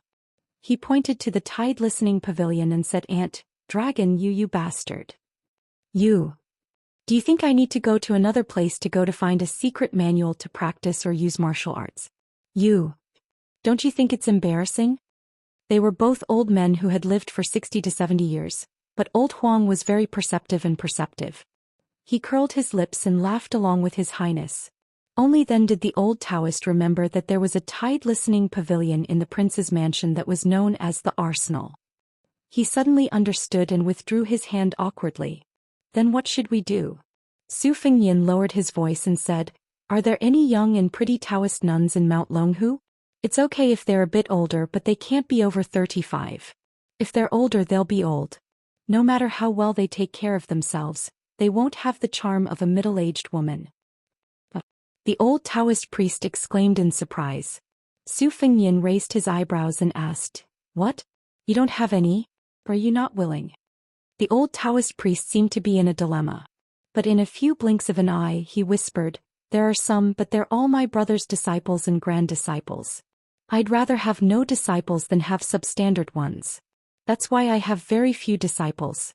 But since the Crown Prince wants to study Taoism, I don't mind recommending 1 or 2 female juniors." Su Fengyan patted the old Taoist priest's shoulder and gave him a thumbs up. "You're right." The old Taoist priest began to recite the 3-5 imperial scriptures to atone for his sins. "Grandmaster, please don't blame me. I'm doing this for the sake of Mount Longhu's 1,000-year plan." Then the old Taoist priest, one of the 3 celestial masters of Mount Longhu, said anxiously, "You have to pick an auspicious time to take in a disciple. If you don't hurry to Mount Longhu today, you'll miss it. It won't be appropriate for the young prince." Su Fengyan frowned. "Right away." Celestial Master Zhao nodded with an anxious expression. Right away. Su Fengyan, who originally wanted to take his younger brother on a hunting trip, took a deep breath and ordered old Huang to wait on the street outside the mansion. He then took the ox-nosed Taoist priest, who didn't look like a celestial master at all, to find his beloved younger brother, Su Xian. 100 steps away from the stable, the old Taoist priest turned his head and looked at the old coachman who was smiling foolishly at the side of the stable. His heavy footsteps finally became lighter. When Su Fengyan arrived at his younger brother's courtyard, He found him squatting on the ground and looking at ants again. He walked over and patted his head. Stop looking. The ants on Mount Longhu are even bigger. Go there and look. Learn your skills and go down the mountain as soon as possible. Bring me a bag of wild hawthorns, do you hear me? The young prince was truly a fool. He stood up and nodded heavily. He smiled again, but of course he was drooling again. The old Daoist priest was flabbergasted. How could such a difficult matter be settled so easily? The great pillar state who had once turned the entire Jianghu upside down, had tried his best to persuade this disciple of his. Su Fengyan wiped his saliva and scolded jokingly. Stupid Huang man, look, did you see that? This person will be your master from now on. When you reach Mount Longhu you can beat anyone you want, but just don't hit this old man. If anyone dares to bully you and call you an idiot, then beat them to death. If you can't beat them, then get your master to write a letter. This elder brother will lead our northern Liang cavalry and charge 2,000 li up Mount Longhu. Remember, don't get bullied. In this world, only us brothers and two sisters have the right to bully others. Su Longxiang seemed to have understood but not fully and nodded. The old Taoist priest was scared out of his wits. With Su Fengyan taking action, Su Longxiang didn't resist at all. The prince's residence didn't drag things out either. With his foster son Qi Dangua leading the way, 40 elite cavalry escorting them, and several capable people raised by the Bailiang Palace secretly keeping an eye on them. There was also a Taoist master from Mount Longhu. It was likely that no one would dare to mess with them. As they were about to leave, Crown Prince Su Fengyan stood in front of his younger brother and said softly, "Stupid Huang man, I won't be able to wipe your saliva in the future. But I promise you that I'll continue to help you find the most beautiful woman in the world to be your wife. If she doesn't want to, I'll tie her up and bring her into the bridal chamber." The young man who was blessed by the heavens to obtain the strength of the dragon elephant was stupid. His heart wasn't open, but it didn't mean that he didn't have any feelings. On the contrary, in some aspects his feelings were especially strong. For example, he was the second person in the world besides his mother who would wipe his saliva for him. When he was 14 years old, Su Fengyan caused a great disaster. De Zhugua, who usually didn't hit or scold his children, almost took out an iron whip and smashed it on his most beloved son. No one dared to persuade him or stop him. It was only the stupid Huang man who stood in front of his brother and didn't yield an inch.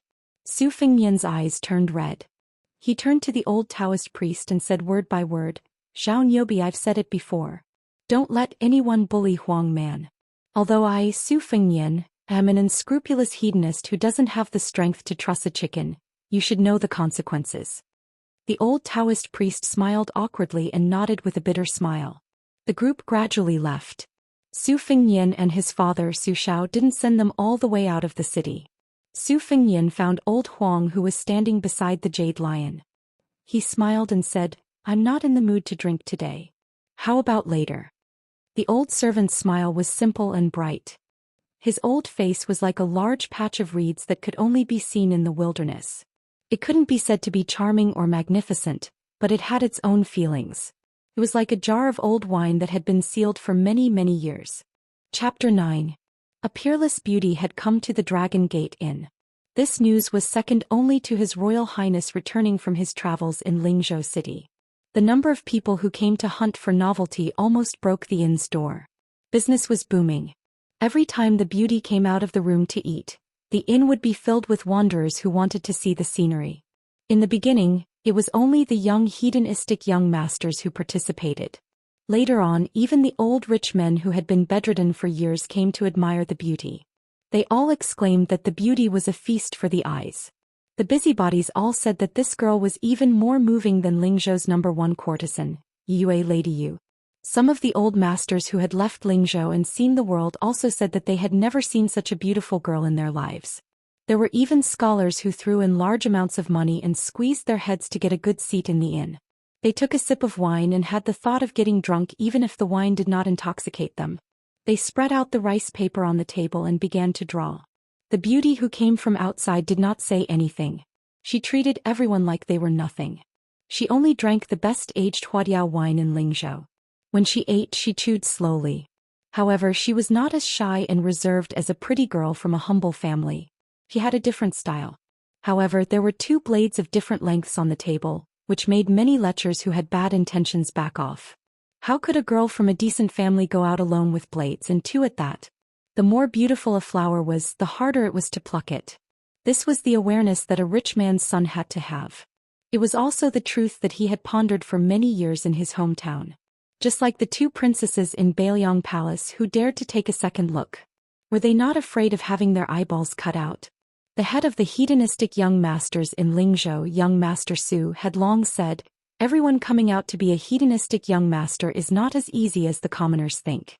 We have to pay attention to the rat holes and snake paths and rules. We have to be worthy of the head on our shoulders. The head is not used for shit, the butt is."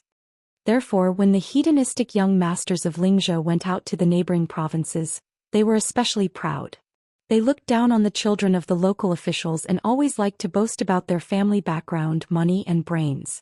Since His Royal Highness had returned to the city, then when the beauty appeared, would His Royal Highness' figure be far away?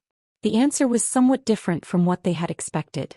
The hateful but respectable His Highness the Crown Prince had arrived 3 days later than what they had expected, but he had still arrived. When he appeared, everyone consciously left the inn. Nonsense, who didn't pay the price of blood when fighting with His Highness the Crown Prince over the top courtesan? Young Master Tang from the neighboring Dengzhou had a strong family background. Not only did he have a third-rank official as his father, but he also had a second-rank official as his grandfather. He overestimated himself and tried to steal a courtesan from His Royal Highness. Didn't he break an arm and return to Dengzhou? After that, it was said that his father, who was the Dengzhou magistrate, personally came to apologize. In the end, he was not even allowed to enter the palace. His Royal Highness had only one word: scram. The inn was suddenly empty. There were no sparrows outside, but the innkeeper still had a flattering smile on his face. He offered the best flower carving that he had kept for many years with both hands, saying that he was bold enough to give His Royal Highness a welcome dinner. His father, His Royal Highness, who used to never give half a penny for drinking, suddenly turned around and tipped him with a 5,000 silver banknote. The innkeeper quickly hid behind the counter, his hands trembling as he held the banknote. He was not worried that His Royal Highness was just pretending to be forthright in front of the beauties, because no one had ever heard of the Crown Prince asking for a single cent back after leaving his pocket. He was definitely the Wang family's style of not taking back what was given. Generally speaking, it was not false that Lingzhou City was afraid of His Royal Highness, but he had been lawless for so many years, so no one wanted to commit suicide. For example, those young ladies who were lucky enough to be invited into Bailiang Palace all said afterwards that they were only going to admire the scenery with His Royal Highness, leaving behind undergarments and other personal items. At most they would just rub it a little, but they were not forced to do that kind of thing. At first no one believed it, but after a few beautiful virgins left the palace and had their bodies checked, they found out that what they said was true. This made some of the dissolute women secretly angry that His Royal Highness did not kidnap them into the palace. Was it because they were not beautiful enough? Su Fengnian sat opposite Bai Hu and personally opened the flower carving. The fragrance of the wine instantly filled the air. He took a bowl of wine and did not take it. Su Fengnian put down the bowl and laughed. "Don't worry, I have done the shady business of using knockout drugs, but I know that you are a master of profound internal strength, so I won't embarrass myself. Usually I would try it, but today I only brought old Huang. I was afraid that you would hit my head with embroidered winter and spring thunder. What's more, I'm not gay. What's there to be afraid of? Are you afraid that I'll take your 2 sabers? You're underestimating me, aren't you?" Bai Hu smiled and finally picked up the bowl and took a sip. These few ordinary subtle movements almost made Su Fengnian, who had seen countless beauties, dazzled. He wanted to beat his chest and stomp his feet to ask God why such a beauty was a man. Bai Hu's voice was soft and sweet. Someone who can give away the gold-swallowing treasure book of the dark sect so casually doesn't look like someone who would covet embroidered winter and spring thunder. Su Fengnian added, "It's not doesn't look like, it's isn't." In the 5 months since they met by chance and barely knew each other, Bai Hu had always been a woman of few words. She was only slightly better than mute, but she was not as willing to talk as she was today. He remembered that the first sentence she said was a bolt from the blue. "I'm a man." Su Fengnian did not believe her at first, but after getting along with her for a long time, His Royal Highness, who was experienced in women, had no choice but to believe her. Although Bai Hu did not talk much, she was used to doing what she said.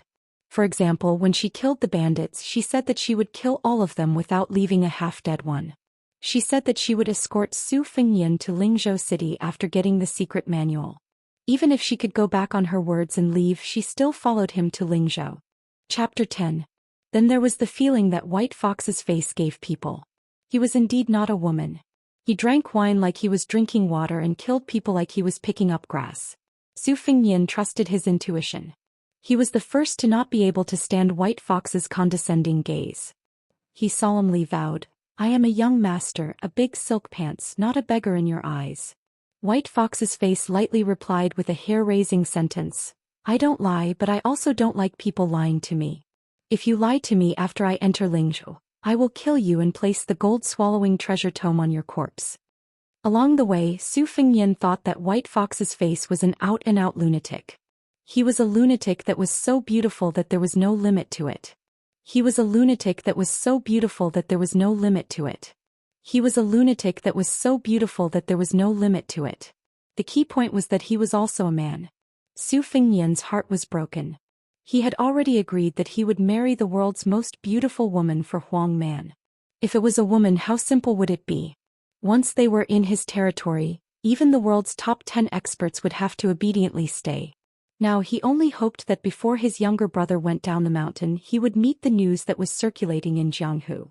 He only hoped that the 4 sisters who were known as the world's 4 most beautiful women would not disappoint their titles. He would give his younger brother one, keep 2 for himself and let the entire Jianghu fight for the last one. White Fox's face held a bowl in one hand and stroked a winter-embroidered saber in the other. The saber was publicly recognized as the head of the 9 short weapons among the 18 types of weapons. Those who practiced the sword were smarter and were too lazy to fight for the head of the 9 short weapons. They directly gave themselves the title of the Emperor of Weapons. The winter-embroidered saber was 3 feet and 2 inches long and the handle was 2.5 inches long. It was exquisite beyond compare. Compared to the simple and clumsy spring thunder, it was more beautiful. It was very in line with His Royal Highness's aesthetic. When he was traveling in Lingzhou, he liked to go to the armory and pick a pleasing-looking sword to hang on his waist. As for the winter embroidery saber, he estimated its weight to be about 2 caddies. However, White Fox's face once revealed that the saber weighed about 10 caddies and 9 tails when she was in a good mood. Su Fengyan did not have any strong points. He was born in Bailiang Palace and spent his childhood climbing up and down in the tide-listening pavilion of the Martial Library every day. He had seen the world, so he believed it immediately. As for the short and narrow spring thunder saber, it had never been unsheathed, and the face of the White Fox had never been mentioned. For Su Fengyan it was a pity that it was neither big nor small. Su Fengyan raised his glass and said, "A toast to you." White Fox's face tilted its head slightly, but Su Fengyan knew that this meant that White Fox's face was inquiring. Hence he replied with a smile, "I'm not thanking you for sending me back to Lingzhou. This is not a favor. I'll give you half of the gold-swallowing treasure tome and we're even. However, you've made me certain that there are masters in this world who can single-handedly overturn hundreds of bandits. Otherwise, my 3 years of suffering would have been in vain." White Fox's face continued to maintain that angle. Su Fengyan, who had a photographic memory, was not stupid. He took the initiative to explain again, "Whether you believe it or not, I have to tell you that there are masters like you in the prince's mansion, and there are bound to be more than 1 or 2. However, no one has ever shown their skills in front of me. It's probably because of Su Zhao's warning. This has led me to suspect that flying over eaves, vaulting over walls, and stepping on snow without leaving a trace is just a boast from Jianghu people." White Fox's face lowered her head and drank a mouthful of wine. Su Fengyan smiled and said, "Say it. When I come to find you, what do you want me to do?" White Fox's face, who was teasingly called the most beautiful woman in the world by him, revealed a smile for the first time. Very in line with his style, she went straight to the point and said, "I want to enter the tide-listening pavilion and read half of the martial arts manuals in the world." Su Fengyan was startled and said, "What do you want to do? Isn't it boring to learn martial arts? Back then, I refused to learn martial arts no matter what. I practiced in winter and summer. Perhaps I wouldn't be able to take a break for the rest of my life. How can it be more comfortable than being an idle playboy?" White Fox's lips curled up slightly, but she did not say a word. Apparently, people who walked different paths could not make plans together. Su Fengnian frowned and said, "Just to become the most powerful master in the world?" White Fox's face looked at the spring thunder saber lying on the table and shook her head slightly. Su Fengnian asked, "Could it be that you want to become more powerful because you can't compete with others for a woman for the time being?" White Fox's face glanced at Su Fengnian with a strange look as if she was looking at an idiot. Su Fengnian was at his wits' end. He decided to shut up and drink to drown his sorrows. He did not forget to ask the tavern keeper to warm 2 pots of the best and most expensive yellow wine for Old Huang. Old Huang's surname was Huang and he only liked yellow wine. He was a strange person with a strange temper just like White Fox's face. However, why was Old Huang not a master like White Fox's face? At the thought of this, Su Fengnian gulped down more wine. White Fox's face opened her mouth slowly and said, "I want to kill 4 people." Su Fengnian was stunned. "Is it difficult even with your superb skills?" White Fox's face looked strange again. Su Fengnian immediately knew that he was being an idiot again. He said self-deprecatingly, "All right, then they are the top 10 masters in the world." White Fox's face looked out of the window with a lonely expression, just like the autumn scenery. Not far from it. 2 of them are first pin masters, the top 10 masters in the world. The other 2 are probably more powerful, but half of them are not from the Liang dynasty. Su Fengnian slapped his thigh and said, "White Fox's face, you are awesome. I like heroes like you." Su Fengnian felt that he had accidentally revealed the secret of heaven. However, the beauty who heard the nickname White Fox's face only smiled slightly as if she did not hate it. Instead, she found it interesting. Su Fengnian asked tentatively, "The Tide Listening Pavilion is not a place you can enter whenever you want. For as long as I can remember, almost every year there are so-called heroes of Jianghu who are like moths to a flame and then thrown into the wilderness. I have seen it several times with my own eyes and they died miserably. However, I can promise you that once you enter the prince's mansion, I will take out the 2nd book for you until you finish reading it. Fen, I'm saying if Su Xiao agrees, you can stay in the Tide Listening Pavilion. The prerequisite is that you don't hate those zombie-like guards. They aren't as handsome and humorous as me." Bai Huer had a long and narrow face, and her peach blossom eyes were shining with extraordinary splendor. She looked straight at Su Fengnian and said, "Su Huanghua, name your conditions." Su Fengnian said nervously, "I only have one condition. Tell me your name." Bai Huer tilted her head and pondered for a moment before replying softly, "Nangong Push." Note: Nangong Push, ye read the 4th sound. Chapter 11. White Fox entered the palace without any resistance. For those Jianghu people whose homes and sects were destroyed by the Bailiang cavalry, it was not only difficult to enter the palace, but also dangerous inside. Together with the martial emperor city, which was guarded by the 2nd in the world, and the sword tomb of the Wu family, which was full of sword immortals, it was known as one of the 3 most dangerous places. The martial emperor city had an old monster who looked down on all the masters in the world. The sword tomb had a large number of withered swordsmen who were only allowed to use swords or even touch swords. In the Bailiang palace, in addition to the Bailiang cavalry guards on the surface, there were countless masters hiding in the dark. During that martial arts catastrophe, not only did the butcher Su Xiao kill many famous Jianghu masters like cutting rice straws, but he also attracted a large number of lackeys, who were not of good character but had abnormal strength.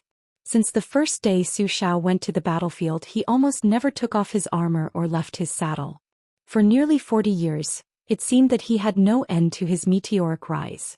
It was enough for Su Xiao, the great devil who was feared by all the Jianghu people, to keep countless henchmen, lobbyists, chivalrous men and assassins, and to bestow them with great wealth and beautiful maids, fame and power. After the martial arts library was built, there were many martial arts fanatics who went there to learn and were willing to sell their lives for the king of Bailiang. Who would dare to pull out Su Xiao's reverse scale?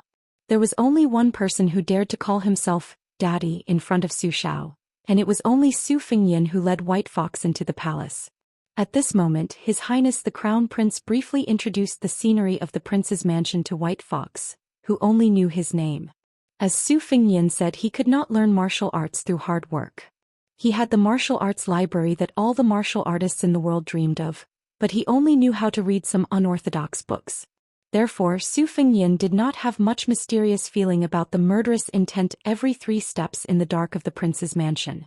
White Fox did not dare to take it lightly. When they arrived at the towering tide-listening pavilion, they looked up at the top of the pavilion with a complicated expression.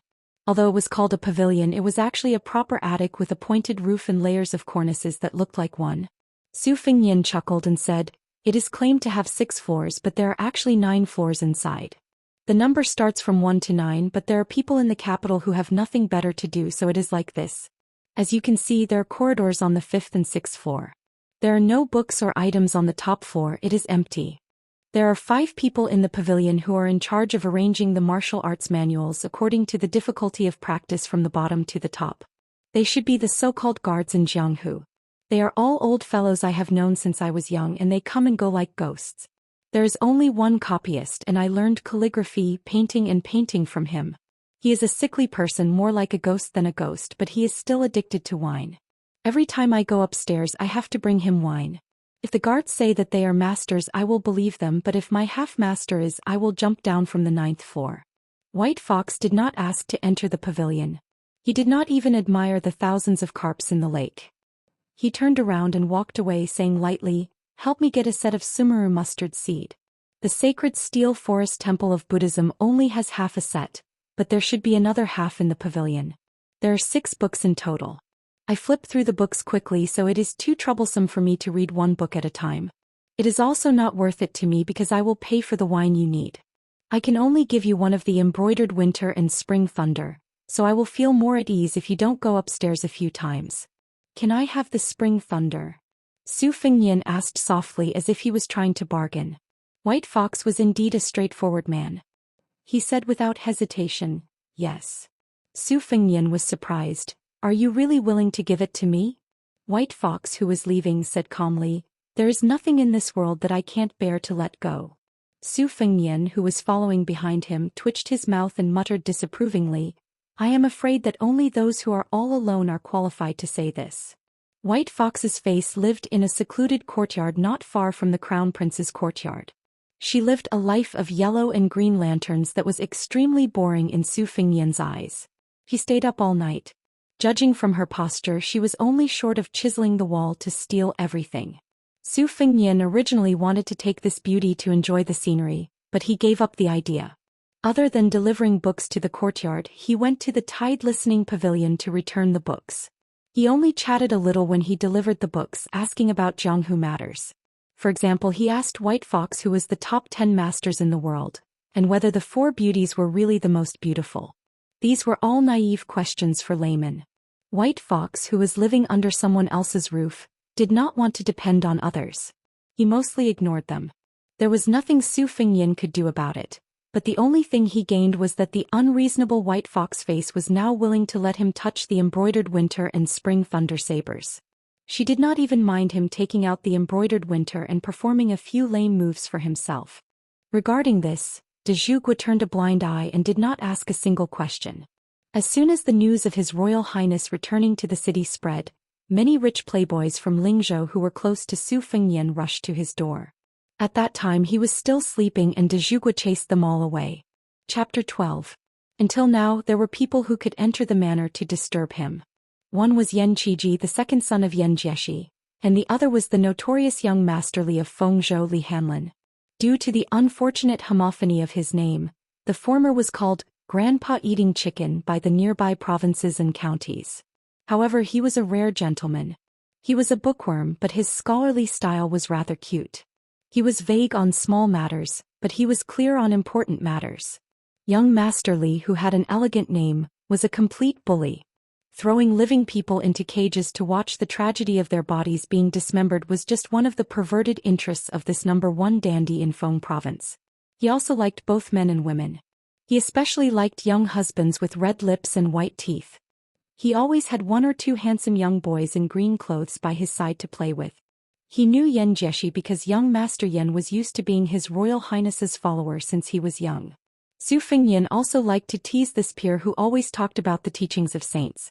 As for Li Hanlin, this scum, he was cruel and merciless when it came to others, but he treated his friends well. Moreover, Li Hanlin had a sister who was extremely beautiful. Su Fengnian had been drooling for a long time, so he didn't want to be close to her. Other than the bookworm Yan Qiji and young master Li Hanlin, there was also a good official's son whose surname was Kong. He followed his father to become an official in the capital and hadn't seen him for 4 years. He was a martial arts fanatic. When the four of them got together, the division of labor was basically Su Fengyan coming up with bad ideas. Yan Qiji, who was meticulous, was responsible for cleaning up the mess, and Kong was responsible for martial arts fanatic. If the matter was exposed, then Li Hanlin would be the scapegoat. It was a perfect plan. Brother Feng, Yan Qiji, who had been Su Fengyan's follower for more than 10 years, was already an elegant young master. However, when they met, he looked like he was about to cry. After he called out to Feng Zhou affectionately, his eyes became wet. This guy was good at everything, but he was spoiled, sentimental, and sad like a girl. No wonder Li Hanlin felt that this guy was as good as him. However, he was a man and played with little husbands, while Yan Qiji was in love with Brother Feng. Brother Feng. Li Hanlin's greeting was much more domineering. He wanted to hug Su Fengyan, who had not seen him for a long time. However, Su Fengyan lifted his leg and gently pushed it against his abdomen. Li Hanlin laughed and said, "Stay away from me. You smell like a man." The gang of scoundrel friends reunited at the top of Mount Qingliang, the White Crane Tower, which was most suitable for gazing into the distance. Hanging outside this building was a couplet. "An old friend sent me down to Yangguan, and Immortal helped me up to Mount Huangshan." It didn't come from one of those famous calligraphers in the imperial court whose words were worth 1,000 pieces of gold. Instead, it came from the 8-year-old Su Fengyan. Now it looked even more childish. However, even though His Royal Highness had improved, the copyist in the Tide Listening Pavilion, who was also His Royal Highness's half-master, said that this was the most unskilled couplet that His Royal Highness had ever written. Both the words and the meaning were the same. Back then, when the Great Pillar State was happy, he copied it and hung it up after meticulously copying it. All these years, there had been no sign of him changing it. Su Fengyan did not talk much about the bitterness and hardships of the past 3 years. He only picked out some fresh anecdotes of the Wulian world and told them to his 2 contemporaries. Listening to him, the 2 of them were shocked and envious. After drinking a pot of wine, Su Fengyan was almost done talking. Yan Qiji and Li Hanlin were still thinking about it. Su Fengyan walked to the corridor and leaned against the railing. He smiled gently and said, "Now you know that your frog's at the bottom of a well. After I eat chicken, I'll definitely be able to read 10,000 books. I've also walked several thousand li. What about you, Hanlin?" The carefree Li Hanlin scratched his head and said, "Why don't you become a general in the future and kill 10,000 people?" Yan Qiji said disdainfully, "Brute." Li Hanlin stomped his feet and said, "Do you dare to say this to the Great Pillar State?" Yan Qiji was speechless and couldn't refute it. Su Fengyan suggested, "How about we go out for a ride?" Li Hanlin was the first to agree. He said excitedly, "Then you must go to the Purple Gold House. Yu Huakui has not received a single customer for the past 3 years because of you. Her reputation has been overshadowed by a new Huakui." Su Fengyan asked, "Did you bring any money?" Li Hanlin patted his bulging belly and said, "Did you see? This time I stole 10,000 taels of silver from the secret room. For Brother Feng, I've sacrificed everything. When I go back, I'll accept being grounded." Yan Qiji said mockingly, "Look at you." Li Hanlin was thick-skinned. He laughed and said, "Then you should steal some. Not 10,000 taels, just 1,000 taels. Do you dare? You scholars only know how to talk on paper. When it comes to serious things like scolding and fighting, which time didn't Brother Feng and us do the work? Even if you strip a woman naked, you wouldn't dare to roll on her belly. How dare you say I'm useless?" Yan Qiji's face turned red and he snorted. Every bleak night with the sky as his quilt and the ground as his bed, listening to old Huang's ear-piercing snoring not far away, Su Fengyan, who had changed from complaining to seeking joy in the midst of bitterness, would miss the time when they quarreled with each other. He also remembered the time when they rode on horses by the Nanhuai River, teased innocent people together, sang loudly in the brothel together, caused trouble together, committed sins together, and got drunk together. The 3 of them said in unison, "Cheers." Chapter 13. The Zijin house was famous, very famous, extremely famous. It was said that when His Majesty came to the northern Liang prince's mansion to avoid the summer heat, he had visited the Zijin house incognito, just to see the beauty of Li Yuan, who deserved to be called the top courtesan of the 4 prefectures that year. Of course, this was just hearsay without any evidence. After Li Yuanyuan disappeared, there was no longer an undisputed courtesan in the 4 prefectures. It was just like 100 flowers blooming. The beauties of the various brothels racked their brains to compete with each other for beauty. This continued until the appearance of Yu Yue, whose family had fallen from grace. Women who humiliated themselves would probably not use their real names, so Yu Yue's original name was unknown. Her real surname was probably Yu, so she used a homophone. The biggest benefactor of the Zijin house, His Royal Highness, had privately asked this most taboo question in the brothel. Yu Yue smiled and did not say anything, but she did not disappoint Su Fengyan too much. She performed a dazzling sword dance that had never been seen before, causing Su Fengyan to be dumbfounded. First he was stunned, then he was terrified. If it was not for the deaf and mute old monster that was raised by Bailiang Palace standing outside, Su Fengyan, who was not only afraid of death but also of pain, would have fled long ago. After this, the number of times he went to the Zijin house became less and less, and the doubts in his heart became stronger and stronger. 3 young masters rode on 3 fine horses, galloping wildly on the main road of Lingzhou City, with a large group of guards following behind them. Li Hanlin laughed wildly, feeling unsatisfied. Without Brother Feng these 3 years, his days could not be considered happy. Yan Qiji, who had been dragged into the water countless times, had long accepted his fate. He tried his best to avoid pedestrians. Su Fengyan, the heavenly young master of the 4 prefectures, took the lead. He took off his Zijin crown and simply used a jade hairpin to tie up his hair. He gave up on the cumbersome sword, folding fan, jade bracelet, and so on, appearing even more elegant and handsome. He headed straight for the gentle land of gold and silver. The brothel keeper of the Purple Gold House was also a famous courtesan back in the day. Following the rise of the Purple Gold House, she was too lazy to show her face in public unless there were important guests. Today, however, she hurriedly dressed up and personally went out to welcome the 3 young masters who could do whatever they wanted. The 3 of them dismounted from their horses and handed the reins over to the big tortoise who had been waiting for a long time. Without needing Su Fengyan to say anything, the familiar Li Hanlin took out a banknote worth 500 taels and stuffed it into the neckline of the middle-aged brothel keeper, who was more charming than an entertainer. He laughed strangely and said, "Auntie Han, this young master has never tasted a woman of your age. Why don't you make an exception today? Big Mother Han, do you have the skills to take 10,000 taels of silver from here? This young master has heard that back in the day, you were the best at playing the flute." The brothel keeper stretched out a finger and gently poked Li Hanlin, who had a devilish look on his face. She smiled charmingly and said, "Oh, young Master Li is so elegant this time. As long as you don't mind an old cow eating young grass, Auntie Han will use all kinds of martial arts. Not to mention playing the flute, even the guanyin sitting upside down on the lotus is very skilled." Although she was teasing Li Hanlin, the brothel keeper's eyes were always on Su Fengyan.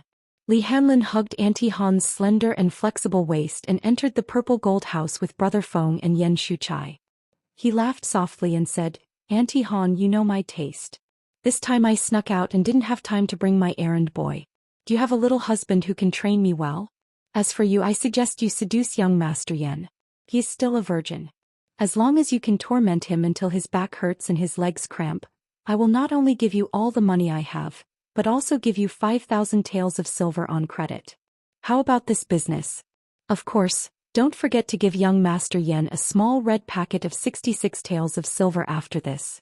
The brothel keeper, who was not young but was not yet old, said charmingly, "If I don't do that, the prefecture overseer will seal up my Purple Gold House. As for little husbands, there are a few who are about to debut. They are even more tender than girls. Their skin is guaranteed to be like Sichuan brocade and satin. I guarantee you will be 100% satisfied." Li Hanlin chuckled and said, "Then let's follow the old rules. His Royal Highness will go to Yu Huakui's place. I will find some fun myself. Auntie Han will find 2 artists who know how to dance for young Master Yan." She pretended to be resentful and said, "Young Master Li, don't you want to have a taste of Auntie Han's tongue?" Li Hanlin slapped her plump buttocks and said, next time, save your energy and then fight Auntie Han for 800 rounds. I must properly experience your 18 kinds of martial arts." Su Fengyan was not surprised by this. He went straight to the backyard and found a courtyard with a single door planted with banana trees. He pushed open the door and entered. Unlike the brothel keeper Auntie Han, a woman sat in the courtyard and stared blankly at a damaged banana tree. She was only wearing green clothes and today was no exception. She obviously heard Su Fengyan's chuckle but she still did not move. She was different from those courtesans who emphasized extravagance. She did not have a personal servant girl to serve her. She even cleaned the room in the courtyard herself. He was a maverick. Among all the prostitutes she really stood out like a crane among a flock of chickens. On the stone table sat a white cat that was neither fat nor thin. Just like its owner's enchanting figure, it was not appropriate to add or subtract even a bit. The white cat overflowed with spirituality and had a pair of eyes that were as resplendent as rubies. When it stared at people it made people feel that it was absurd and strange. The most clever thing was that this pet with snow-white fur was called Wu Mainyang. Su Fengyan sat beside her and said softly, "I just returned to Lingzhou and slept my fill. I immediately came out to see you." Yu Huakue stretched out her slender hand and stroked Wu Mainyang's head. The little girl said softly in a fit of pique, "Yue is just a prostitute. How could she dare to have extravagant hopes? The first time, I only mustered up my courage and joked about asking His Royal Highness for the status of a concubine. That person made a series of bad moves during the conversation and I slaughtered a large dragon. The second time it was just a sword dance and that person didn't dare to stay in this courtyard any longer. I just don't know what kind of trouble will come up this time. That person won't come again." It was the hardest thing to enjoy a beauty's grace. Su Fengyan said angrily in an indignant tone, "That guy is really a good-for-nothing. He's as timid as a mouse and as petty as a bug. Miss, you don't have to get angry over this kind of person. The next time you see him just give him a good beating." The corners of Yu Yue's mouth curled up slightly, but she deliberately put on a straight face and said, "Oh? Then may I ask where young master is from? What's your surname and name?" Su Fengyan said shamelessly, "Unfortunately my surname is Su and my name is Fengyan. I have the same name as that bastard but I'm thousands of miles better than him.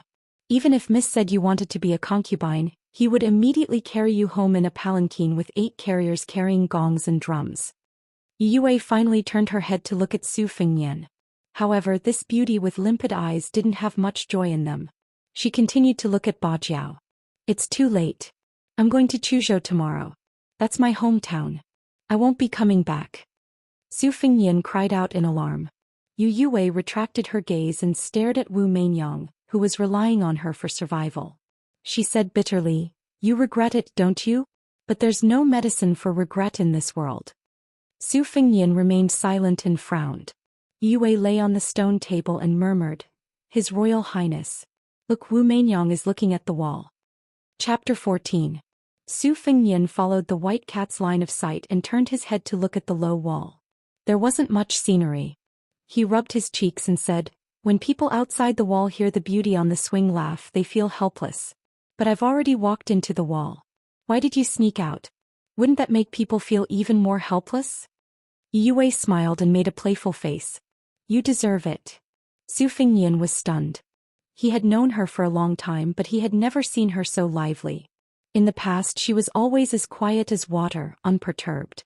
Su Fengyan mistakenly thought that she would remain calm even if Mount Tai collapsed in front of her eyes. He also never thought that she would really become a beautiful concubine of a rich family. She was the most moving duckweed. If she became a plump banana in the courtyard, perhaps she wouldn't be so lively anymore. In his heart, Su Fengyan cursed himself for being an art-farer who had learned all the bad things from his ruffian father. This old man had purposely placed a book he had written, Half a Lifetime on the Horse, in the tide-listening pavilion. He had placed it next to the famous works of the art of war. What a shameless fuss. She held Wu Mainyang with both hands and asked with her head bowed, "Fengyan, I'll dance with you for the last time. Do you dare to watch?" Su Fengyan suddenly felt a sense of lofty aspiration. "Why wouldn't I dare?" Yue said softly, "There's no medicine for regret in this world." Su Fengyan smiled. "It's worth it even if I die." After the time it took to drink a cup of tea, Yue walked out. She was magnificent and beautiful. She danced with the sword in an extremely unconventional way. The red silk wrapped around her hand and the end of the sword was tied to the end. In an instant the courtyard was filled with sword light. Last time, a zither girl was invited to perform the song riding out of Liangzhou. This time she personally sang the song looking at the city wall. This poem was spread from the Xianxia Academy after the fall of West Chu. It didn't rhyme, but each word was sorrowful and indignant. It was ranked first among the mournful poems in the world. West Chu had a female gongsun. Her sword dance shook the world. The spectators were as dejected as the mountains, and the heavens and the earth bowed their heads for a long time. Among the 3,000 maids of the former emperor, Gongsun Jianqi ranked first. The flag of Great Phoenix City was lowered, and only the beautiful woman stood on top of the city wall. 180,000 people had taken off their armor, and there wasn't a single man left in the country. Just now Wu Meinyang was looking at the wall. Then who was it that was looking at the beauty standing on top of the fallen city walls? The song ended. The long sword flew out with a murderous aura, aiming straight for Su Fengnian's head. She seemed to have heard the dying man's last words. 10 fingers peeling green onions, how good would it be if you could just talk with my hands without mentioning the sword? In that instant Yu Youwei's delicate hands trembled, but her sword had already pierced out. There was no medicine for regret in this world. The poem, Gazing at the City Wall, was written by Yu Youwei's father for her mother. At that time the father and daughter were wrapped in the tide of refugees. When they looked back at the city wall, there was only a delicate figure. Not long after her father returned to Xianxia Academy, he died of depression. Her real name was Yu Xuanji, so she traveled a long distance to Lingzhou. First she learned the most authentic Fengzhou accent, then became the most unbearable prostitute in the 3 religions and 9 schools. Fortunately, she was beautiful and was trained to be a courtesan from the beginning. She did not have to do the disgusting sex business. Then naturally she met His Highness the Crown Prince, who liked to flirt with women. They spent most of their time playing chess. This butcher's son was really unlike his father. He didn't know any martial arts. He was lustful, but he wasn't lustful. He didn't even mind telling her that many of his poems were bought with money from scholars to keep up appearances. Yu Xuanji only learned the basics of Gongsuan's sword dance, but she was confident that it was enough to kill Su Fengnian. The premise was that there were no lackeys of Bailiang Palace standing outside the room. She did not get the chance to kill him for 5 years. Then Su Fengnian disappeared for 3 years. In another half a year, it would be his mother's death anniversary. Yu Xuanji was prepared to leave everything behind and guard the tomb for the rest of his life. But he came back and there were no bodyguards guarding the entrance of the courtyard. Was this the will of heaven? She asked him if he dared to watch the sword dance. He said that death was worth it. Assassinating His Royal Highness, the most beloved son of the pillar state Su Shao, she must die. No one in the world could survive after doing such a thing. Well, there was a companion on the road to the netherworld. When the time came he could beat and scold her as he wished. Yu Xuanji could not bear to watch anymore. There was a clang. The sword that was an inch away from Su Fengnian's forehead broke into 2. Yu Xuanji opened her eyes in a daze. She did not know when, but there was a woman in a white robe in the courtyard. Even she had to praise her beauty. Failed the assassination? Yu Xuanji did not know if she was sad or lucky. She still had a sword in her hand, which was originally meant to kill herself to escape the humiliation. She raised her hand and was ready to slit her throat and die a clean death. Unfortunately, Wu Meinyang was going to become a stray cat. That man also said that when the snow covered the ground, standing in the tide-listening pavilion of the prince's mansion, one could see the most beautiful scenery. How beautiful was the most beautiful? Without Su Fengnian saying anything, Yu Xuanji, who was determined to be a dead man, was grabbed by the peach blossom-like woman, with one hand, and snatched the sword away. With a casual toss, she cut off a large piece of banana leaves. That was not enough. She hit Yu Huakui's abdomen with her knee, making this pitiful beauty bow like a shrimp. Su Fengnian wanted to mutter, "Why does a beauty have to make things difficult for another beauty?" But after witnessing the ruthlessness of the white fox's face, he tactfully kept his mouth shut. Then he saw the dazed Yu Yue. Although Su Fengnian was certain that he would not die here, he could not help but want to curse her, "Bitch!" and then rush up to her and give her 17 or 18 slaps. But he thought to himself, a little impatience will spoil the great plan of sharing the same bed. He exhaled a mouthful of foul air. Outside the 4 provinces of the cold land, it was easier for Su Fengnian to die than to live. But in the cold land it was much more difficult to die than to live. You bunch of assassins are like carps crossing the river. Do you really think that my father, who is the pillar of the country and the king of Bailiang, is an embroidered pillow? Moreover, Su Fengnian had experienced the hardships of being at the bottom of society for the past 3 years. His mind had matured a lot. Back then he was only puzzled by Yu Huakui's inexplicable sword dance. He was now hanging out with his father, Yuan Zuozong, and a group of first-class martial artists who had walked on the battlefield every day. His Royal Highness did not know martial arts, but even if he had never eaten pork he had seen pigs run. When he returned to Lingzhou he had made up his mind to take the risk and confirm what medicine Yu Yue had in her gourd. If it was an aphrodisiac that would be the best. He could take it home and enjoy it. If it was a poison, he could survive it. But as for the result, what else could a man who had suppressed his anger for 3 years do to a beautiful woman who he wanted to pounce on in her sleep? The only unexpected thing was that the one who made the move was White Fox's face. She was not the most powerful and domineering master in the residence that he had told his father in advance. Of course, looking at the situation, even if White Fox's face was not that high, it was quite high. Su Fengnian said shamelessly, "White Fox's face, do you have any techniques to make her lose her resistance? Like sealing her acupoints or something like that?" White Fox's face nodded and said, "There is something even simpler." She directly chopped Yu Huakui's fair neck with her hand and knocked her unconscious. Su Fengnian's face stiffened. He ran over to check her breathing. After confirming that she was not dead, he sneered proudly.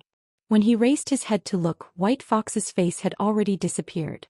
She indeed had the demeanor of a master. Su Fengnian carried the delicate body on his shoulder and carried it out of Zijin Tower. On this day the news of His Royal Highness forced himself on Yu Huakui began to spread like wildfire in Lingzhou City. Chapter 15. The rich playboys in Lingzhou City were in awe of His Highness' domineering attitude. After 3 years of seclusion he had just returned to Lingzhou for a few days and he had already desecrated Yu Huakui. Su Fengnian carried the lame assassin whose real name was Yu Xuanji back to the prince's mansion, followed by Li Hanlin whose clothes were disheveled. Yan Qiji did not like to visit prostitutes. Just now he was sitting upright and still, chatting with the elegant Hong Mian in the building. When he saw Brother Feng carrying Yu Huakui out after staying in the banana courtyard for a while, he secretly praised him for his domineering attitude. When they arrived at the prince's mansion, Li Hanlin took Yan Qiji to the White Dragon house. Su Fengnian threw Yu Yue onto the big bed in the inner room. He took a handful of satin and tied her hands and feet. Still worried, he tied another layer. He rummaged through the drawers and found the jade mud powder that Li Hanlin had used in the flower field. It was of a higher level than the knockout drugs and softening powder that were commonly used by flower thieves in Jianghu. The woman would be clear-headed after taking it, but her body would be as soft as a warm jade. It would be difficult for her to commit suicide by biting her tongue, but it would not stop her from moaning. After melting it in a wine cup, he pried open Yu Yue's mouth and poured it in. After that, Su Fengnian gave her a slap. A bright red handprint appeared on her tender cheeks. She did not wake up. Su Fengnian slapped her again and finally woke her up. Yu Xuanji opened her eyes. She did not struggle or resist. She closed her eyes again and softly said something that almost made Su Fengnian fly into a rage. "His Royal Highness, move faster. I'll just pretend that I was bitten by a beast." Su Fengnian bent down and caressed her cold face that was red from the slap. He said with pity like a lover, "Does it hurt?" Yu Xuanji remained motionless. Su Fengnian did not put on any pretense. He picked up a book of erotic paintings that he had prepared in advance and drew them on silk. Accompanied by erotic words and intimate sentences, the paintings were vivid and lifelike. He flipped open one of the paintings and explained how to play with a delicate foot. Su Fengnian removed Yu Xuanji's socks. His movements did not stop as he said, "The delicate foot must be in the center.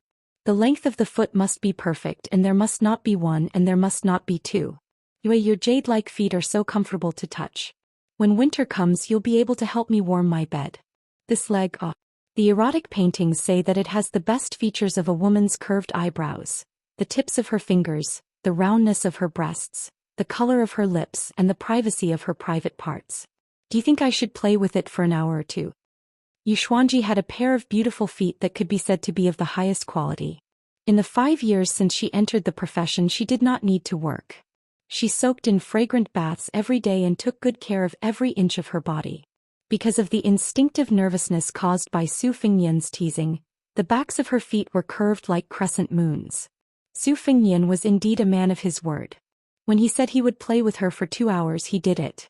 Especially when he stretched out a finger and stroked between Yu Huakui's 2 jade-like toes, he could clearly feel her suppressed trembling.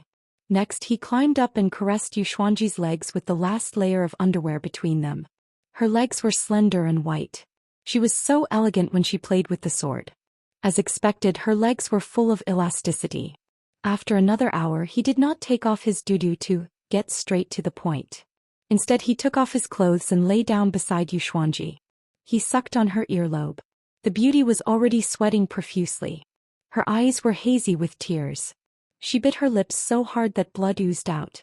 Su Fengnian whispered in her ear, "City gazing, sword dance, Shangyin Academy. I don't believe that with the power of Bailiang Palace, I won't be able to uncover the secret behind your background. When the time comes, I'll destroy everything you care about. If you're alive, I'll kill you. If you're dead, I'll dig your grave. When I'm tired of you, I'll throw your corpse to the bottom of the lake. I'll ask the old Daoist of Wudong Mountain to perform a ritual so that you'll become a wandering ghost and won't be able to reincarnate. This is the consequence of going against me." Yu Xuanji's cheeks were filled with tears. Su Fengnian suddenly opened his hand and grabbed her chest. The gentleness from before was completely gone. Yu Xuanji felt a piercing pain. Su Fengnian smiled sinisterly. "I'm kind enough to sell you medicine for regret. As long as you're willing to serve me until the day you're old, I'll promise you that you'll still be Yu Yue. I don't care if you're the orphan of the old officials of West Chu or a rebel trampled by the Bailiang cavalry. I won't look into it. Everything will be fine. You can be my canary. In this world, is there a cage more beautiful than Bailiang Palace?" Yu Xuanji sobbed. Su Fengnian suddenly said, "I remember now. There's also that Wu Mainyang. What a lovable little thing. How pitiful and sad. She's about to become food for the wild dogs. I'll get up now and go to the banana courtyard to pick her up. I'll chop her up in front of you and throw her to the hungry wild dogs." Yu Xuanji fainted. Su Fengnian was speechless. He fainted just like that? There's still more vicious medicine in my plan that I haven't revealed yet. I'm not done yet. Su Fengnian pinched 2 pinches of the pink jade pigeon. It was very satisfying. However, Yu Huakui was as stiff as a corpse. After touching her a few times, Su Fengnian lost interest. If it was just a beautiful body, Su Fengnian could have as many as he wanted. He sat up, put on his clothes and looked down at Yu Yue, who was sleeping. The resentment in Su Fengnian's chest and the viciousness in his eyes faded a little. "She's just a silly girl. It's not strange. Isn't there a Princess Taiping in the residence?" Su Fengnian covered her head with a quilt. His Royal Highness had a scale for the beauty of a woman in the world. 100 copper coins, 1 tael of silver, was the limit. 60 copper coins was the average. Only those above 80 copper coins could enter Su Fengnian's eyes. In his opinion, White Fox's face could be worth 95 copper coins. He originally wanted to rate it as 1 tael of silver, but he felt that it was inappropriate. He had to leave some for himself. Jiang and I was worth 90 copper coins, but she could become more beautiful in the future. Chapter 16. Yu Yue in front of him was 86 won, which was about the same as his elder sister. There were not many beautiful women and maids in the residence who were over 70 won, but they were not few either. Using His Royal Highness's terminology, it was not a technical job. Su Fengnian did not practice martial arts, but he did not dare to indulge in excessive sexual desires. He was very selective and would rather go without than have something substandard. His character was elegant. Su Fengnian busied himself for 4 hours. After eating some warm pastries in an exquisite food box, he regained his strength. He sat by the bed and slapped Yu Huakui awake again. He said coldly, "Do you want to eat buns made with Wu Mainyang's meat?" Yu Xuanji finally cried hoarsely. Su Fengnian rolled his eyes and said, "I'm lying to you. I might as well tell you the truth. If I want to vent my anger, I'll just go against you and your family. After I throw you into the lake, I'll take care of Wu Mainyang for you. She'll definitely be white and fat." She stared at Su Fengnian in a daze. Su Fengnian sneered and said, "When have I ever lied to you under the bed?" She felt wronged and said, "You're sitting on the bed right now." Su Fengnian flew into a rage out of humiliation. He suddenly stood up and said, "Mother asterisk her, I'm going to chop Wu Mainyong into minced meat right now." Just as he stood up, he heard Yu Yue say softly, "I'll be your slave. From today onwards I'm just Yu Yue." Su Fengnian turned around and stared at Yu Huakue, who had a dead expression, and asked, "Can I trust you?" She closed her eyes and said bitterly, "Then kill me first and then kill Wu Mainyong." Su Fengnian hesitated for a moment before releasing her hands and feet. He then moved far away from her and said, "You'll sleep here tonight. Tomorrow I'll arrange a courtyard for you. You'll be my housewarming concubine. Don't expect a title. Without my permission you're not allowed to walk around." She said calmly, "I miss Wu Mainyong." That night, His Royal Highness sent people to the Purple Gold House to redeem Yu Yue. Other than a white cat, nothing else was brought back to Bailiang Palace. The moon was bright and the stars were sparse. The two of them slowly walked up to the platform of the Tide Listening Pavilion, a strange combination. Su Xiao and Su Fengnian had attracted the attention of White Fox. Because the deceased Wang Fei believed in Buddhism all her life, there was a square Buddhist pagoda under the majestic platform, engraved with 8 plum blossoms. The body of the pagoda was shaped like a bowl with a boat-shaped niche in the middle. Inside the niche, there was a Buddha sitting in a lotus position with a solemn expression. At the base of the pagoda, there were 8 stone carvings of Vajra holding up the pagoda. This building was undoubtedly the feng shui of Lingzhou city. Lingzhou lacked water, so the king of Bailiang, Su Xiao, used manpower to expand the lake into a sea, meaning water pen. The listening to the Tide Pavilion was tall and majestic, built near the water, gathering the spiritual energy of heaven and earth and absorbing the essence of the sun and moon. There were 3 horizontal plaques under the eaves of the first floor of the main pavilion. In the east there was a plaque with 9 dragons which was bestowed by the emperor. Before entering the pavilion, De Zhugua chuckled and said, "Saving Fengnian's life in exchange for Mr. Nangong's entry is a good deal for me." White Fox's expression was as usual and she did not answer. When the door was pushed open, a huge white marble relief of the flying fairies of Dunhuang came into view. The flying fairies in the painting were as tall as real people. Even White Fox, who had seen a lot, was stunned for a moment. The slightly hunchbacked king of Bailiang, Su Xiao, chuckled and introduced, "In the west hall of the first floor, there are 30,000 scrolls of martial arts in the world which are not very valuable. I just collected them to occupy a place and add to the scholarly atmosphere of the 10,000 scrolls in the house. The second floor is a secret floor.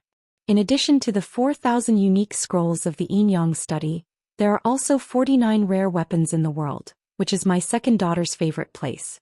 On the third floor there are 20,000 scrolls of profound secret manuals. On the fourth floor, there are some rare stones and antiques collected in the secret floor." Fengnian always scolded it for being stinky. The 5th and 6th floors are where the Jianghu heroes who risked their lives to sneak into the king's mansion are after. I believe that ordinary masters will not be able to understand anything further. As for the top floor, it is empty. Mr. Nangong, if you want to climb up and look into the distance, you can go to the White Crane Tower at the top of the mountain." White Fox's face understood the meaning of De Zhugua's words and nodded. Su Xiao narrowed his eyes and smiled, "Then let's go straight to the 5th floor?" White Fox's face shook her head and finally said, "After going up, I may not be interested in the 60,000 scrolls on the lower floors anymore." Su Xiao was not surprised.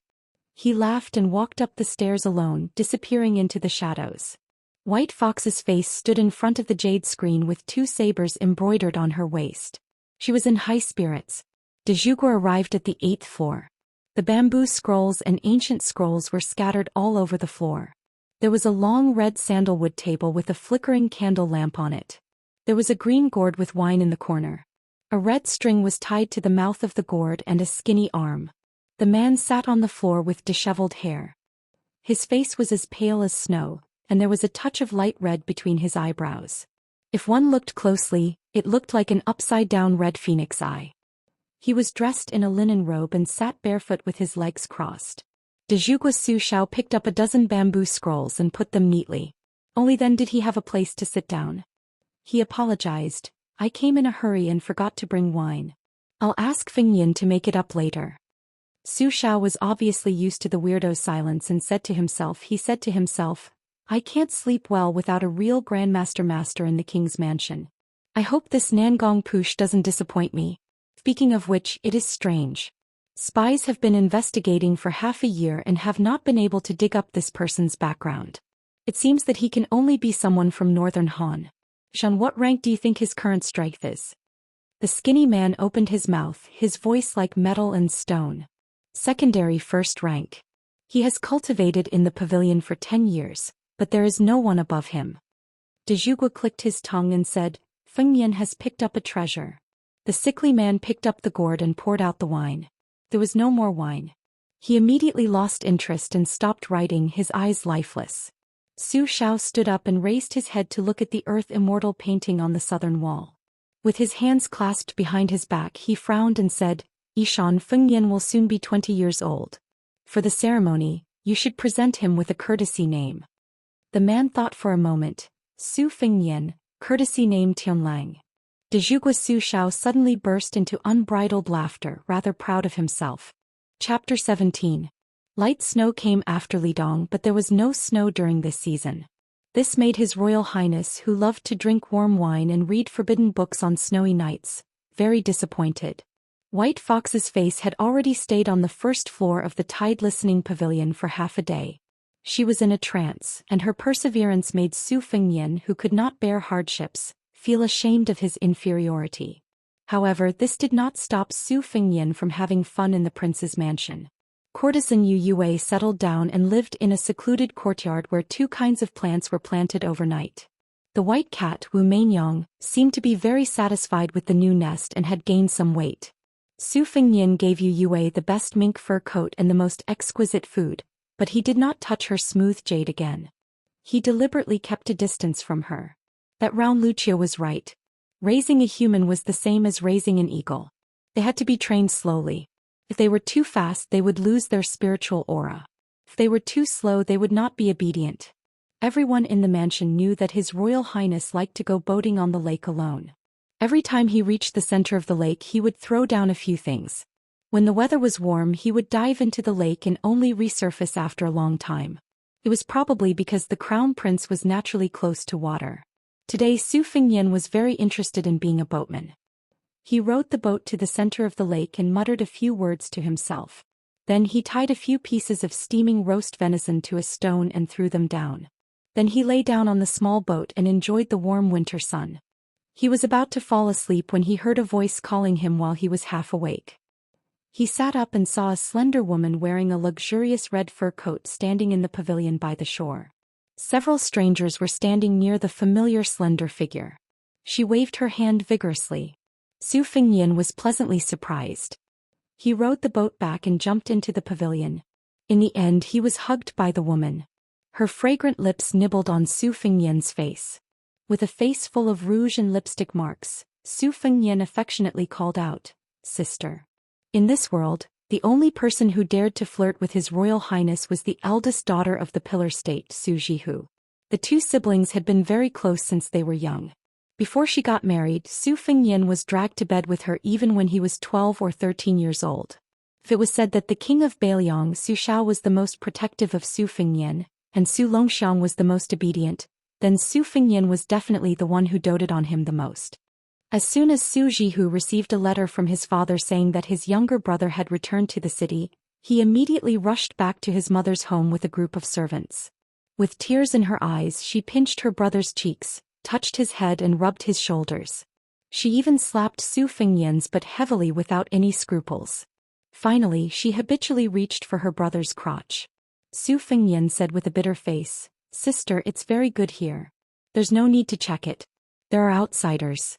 These 2 people, who are they?" In the pavilion, other than the maidservants and nannies who were frightened by Su Jihu's ruthless and strange style, there were also 2 outsiders. They were both outstanding and handsome. One wore a green robe and held a sword, handsome and elegant. The other was tall and sturdy with a face full of righteousness. Su Jihu smiled sweetly and pointed, "This is Cui Gongzi of the Cui family of Qinghe. His swordsmanship is outstanding." On the way, sister met some bandits who didn't know their place. It was Cui Gongzi who led the family troops to chase them away. This is Jing Gongzi, chivalrous and righteous. He is very famous in the Guangzhou area. They are both sisters' benefactors. The two bowed together and said, "Greetings to His Royal Highness." Su Fengnian smiled and said, "Since you are my sister's benefactor, then you are my benefactor as well. Do you have any martial arts techniques that you want to practice? There are quite a lot of books here. I'll get someone to bring you a few." The elegant-looking Cui Gongzi's eyes were burning, but he concealed it well and evaded. The wandering hero Jing Gongzi, on the other hand, was not interested. Su Fengnian scolded pretentious and stupid in his heart, but his expression was still warm. He said a bunch of polite words. Su Jihu did not find it boring. In her eyes, her brother was the most perfect. Even when he fell flat on his face while learning from a horse, it was still a very elegant posture. Su Fengnian waved his hand and called Jiang and I over. He had her lead the two Gongzi to walk around the mansion. Then he dismissed all the servants, leaving only the sister and brother who had not seen each other for many years. Su Fengnian said bluntly, "Sister, this Cui Gongzi's appearance is not bad, but his heart is not good. He is the same kind of person as me. Don't be cheated of your money and body. As for that Luobao, he is either really stupid or very shrewd. He is not a good person either. You can play with them, but don't use your true feelings." Su Jihu stretched out a finger and pointed at Su Fengnian's forehead. She smiled charmingly and said, "Do you think I need you to teach me? When it comes to men, I only need to glance at them to know whether the bird in their pants is big or small, good or bad." Su Fengnian held his sister's hand and picked up a tribute yellow mandarin. He peeled it and gave the sister and brother half each. Su Fengnian threw a piece into his mouth and said, "Your sister seems to be in good shape. Elder sister seems to have gained some weight. It's good. If you've lost weight, I'll go to Jiangnandao and start a massacre." Su Jihu suddenly burst into tears without any warning. Su Fengnian thought that his sister had been bullied over there. He gritted his teeth and said, "Sister, tell me who made you unhappy. I will bring people to kill them." Su Jihu wiped her tears and stopped crying after a long time. She pulled Su Fengnian's hand and looked at the calluses on his palm and fingertips. She choked with sobs again. "I know that your 3 years of travel have not been easy. In the past, you would not have been willing to swallow an entire piece of mandarin. Even if I was willing to tear off the shredded mandarin, you might not have been willing to eat it. I have never had to worry about food and clothing, so how could I have suffered? Even if I was a widow who had been stabbed in the back, to me it was nothing more than an itch. But you have traveled for 3 years and traveled thousands of miles on foot. I don't even dare to think about it. What a heartless father. I will find him and settle the score. If he doesn't love you, you can follow me to Gangnam-do. It is rich and the girls are beautiful." Chapter 18. Su Fengnian made a pig's face, which made his sister laugh. He laughed and said, "Sister, I'm not a child anymore." Su Jihu hugged Su Fengnian and pressed his head against her chest, which all Gangnam-do men coveted. She snorted and said, "Even if you're not a child, you can still sleep with me. Don't even think about running away tonight." Su Fengnian said shyly without any sincerity, "Sister, that's offensive." Su Jihu twisted her brother's ear and threatened, "Do you believe that I won't tell everyone about your heroic deeds of wetting the bed when you were 8 years old? Also, you were lying on the same bed as me when you were 12 years old. Every time you woke up in the morning, your hand would be on me." Su Fengnian glanced at his sister's chest from the corner of his eyes. He wanted nothing more than to dig a hole and crawl into it. He said flatteringly, "Sister, let's not kill each other, okay? Come, let me massage your shoulders." Su Jihu, who was enjoying His Royal Highness's skillful massage, squinted her eyes and looked at the lake. She sighed and said, "When you came back, Huang Mana left. I don't know if it's because I left, but that girl came. The 4 of us never had a reunion." Su Fengnian asked, "Sister, when it snows, do you want to go to Wudong Mountain and enjoy the scenery?" Su Jihu smiled and said, "Since that heartless coward asked for the heavenly Tao, I'll just let him be alone for the rest of his life. I'm not so shameless as to beg him. If you didn't mention it, I would have forgotten that there was such a person." Su Fengnian said, "Oh," and didn't touch on the pot that didn't boil. Su Jihu fiercely kissed Su Fengnian's face and sweetly said, "Elder sister is narrow-minded and has a narrow vision. Therefore, as long as younger brother is around, all men in the world are vulgar things that cannot be seen." Su Fengnian pretended to be sad and said, "It's a pity that we're siblings." Su Jihu twisted his ear and scolded him. Stupid. When a woman got married, it was like spilled water. There was heavy snow during the heavy snowfall.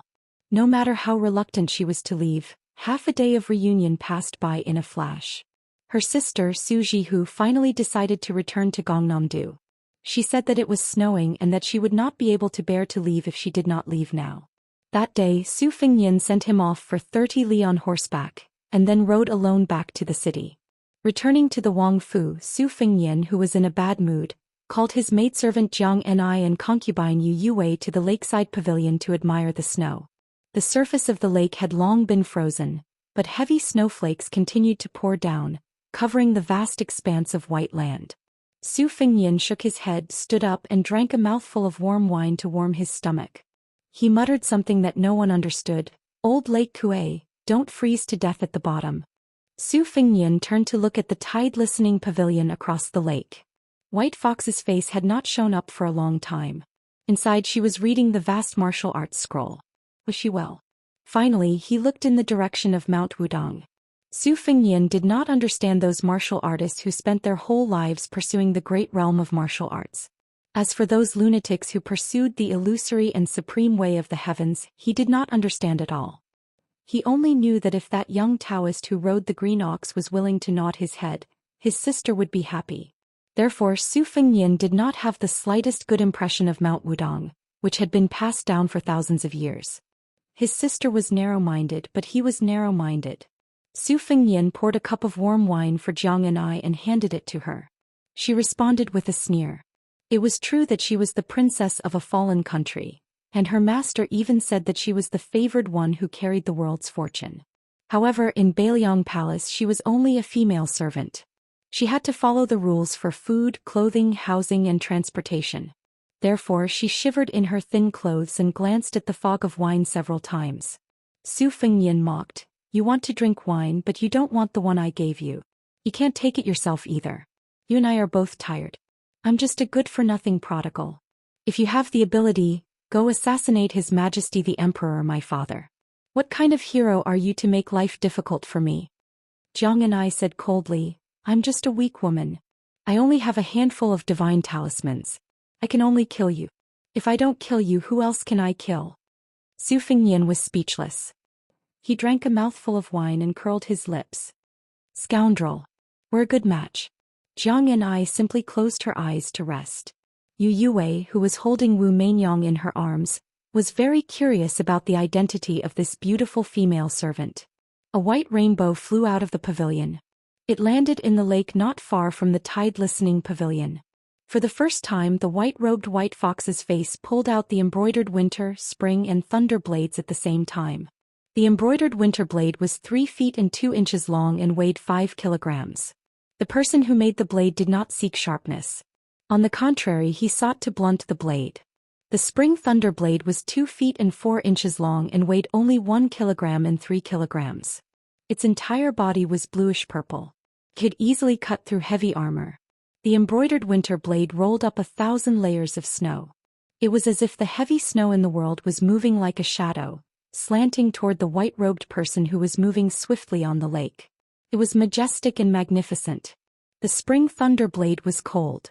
The ice on the lake's surface split into nearly 100 astonishingly huge grooves. The wind and snow were confusing to the eyes. Su Fengnian, who had just picked up a cucumber and was gnawing on it, froze. He stared at the person and the 2 blades in the lake as if he was looking at an immortal. Gnawing on raw cucumbers and corn was a habit he had developed after traveling back and forth for 6,000 miles.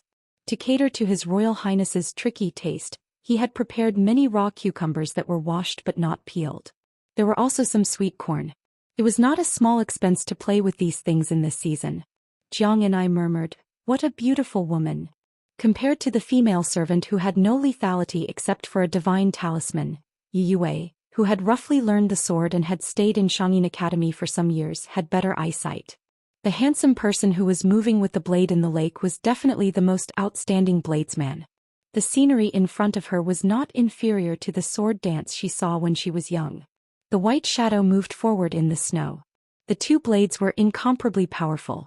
Su Fengnian took a bite of the cucumber and said cheerfully, "This is the demeanor of a grandmaster." The wind and snow in the lake suddenly stopped. A resheathed short blade was thrown out. It drew a mysterious arc and stabbed into the snow in front of Su Fengyan. This year, during the heavy snow season, White Fox abandoned a spring thunder and went up to the second floor. Chapter 19. Yue went into seclusion again. As soon as she stepped into the tide-listening pavilion, the surface of the lake shattered completely.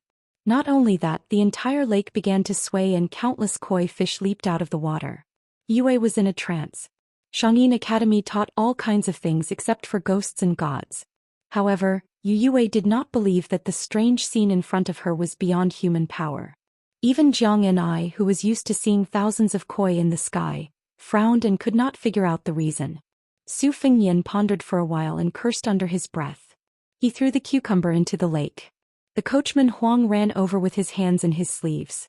He was probably here to join in the fun. This old servant had a special status in the prince's mansion. He had no relatives or friends. However, because he had been raising horses for His Royal Highness and Second Commandery Princess for many years, even the sinister butler Shen would slow down and nod when he saw the old coachman. However, no matter who he met, Huang would always be silly and grin foolishly. Su Fengyan asked Huang to sit down. The surface of the lake had calmed down. He asked the servants to prepare a boat with a black awning and took Jiang and Yue and Huang to the center of the lake to enjoy the snow. Huang was not interested. Other than feeding the horses, he would steal some time to drink some wine. Therefore he was very happy and his old face was full of smiles. Inside the boat, Huang set up the stove and added some dry wood. The wine was not yellow rice wine, but a kind of local wine from Lingzhou. It was a new wine brewed by the prince's mansion outside of the prince's mansion. There were unsightly wine dregs on the surface of the wine. It was slightly green and thin like ants. Some poor people in Lingzhou who could not afford good wine called it green ant wine. They did not pay much attention to it, but the pillar state liked it. The green ant wine became famous because of the first line of Younger Brother Appreciating the Snow, written by the second commandery princess of Bailiang Palace when she was 10 years old. Green ant new fermented wine, red clay small stove. It was praised by scholars and then spread widely. Many talkers in the capital were shocked by it. For a time there was a trend of warm green ant wine in winter. The second son of the king of Bailiang, Su Xiao, was Su Fengyan, Su Longxiang. Of the two daughters, the eldest was Su Jihu and the second was Su Weisheng. The name second commandery princess did not sound feminine at all. She had been intelligent since she was a child. Her swordsmanship was good and her poetry was even more amazing. She had a broad mind. When she was 16 years old, she entered the Xianxia Academy to study. She studied the classics and weathering art with Han Guzi.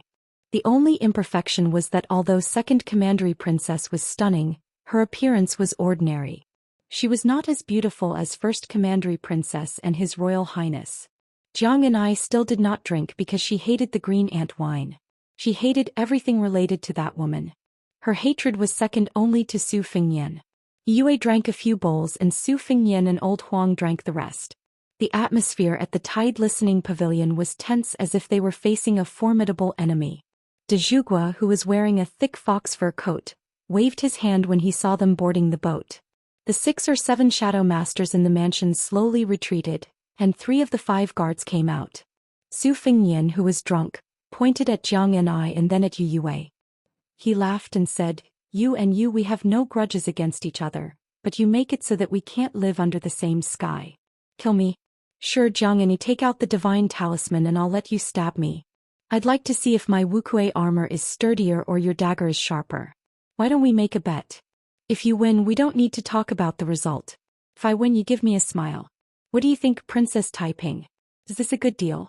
Jiang and I narrowed her beautiful eyes, eager to try. Jiang. Divine talisman. Princess Taiping.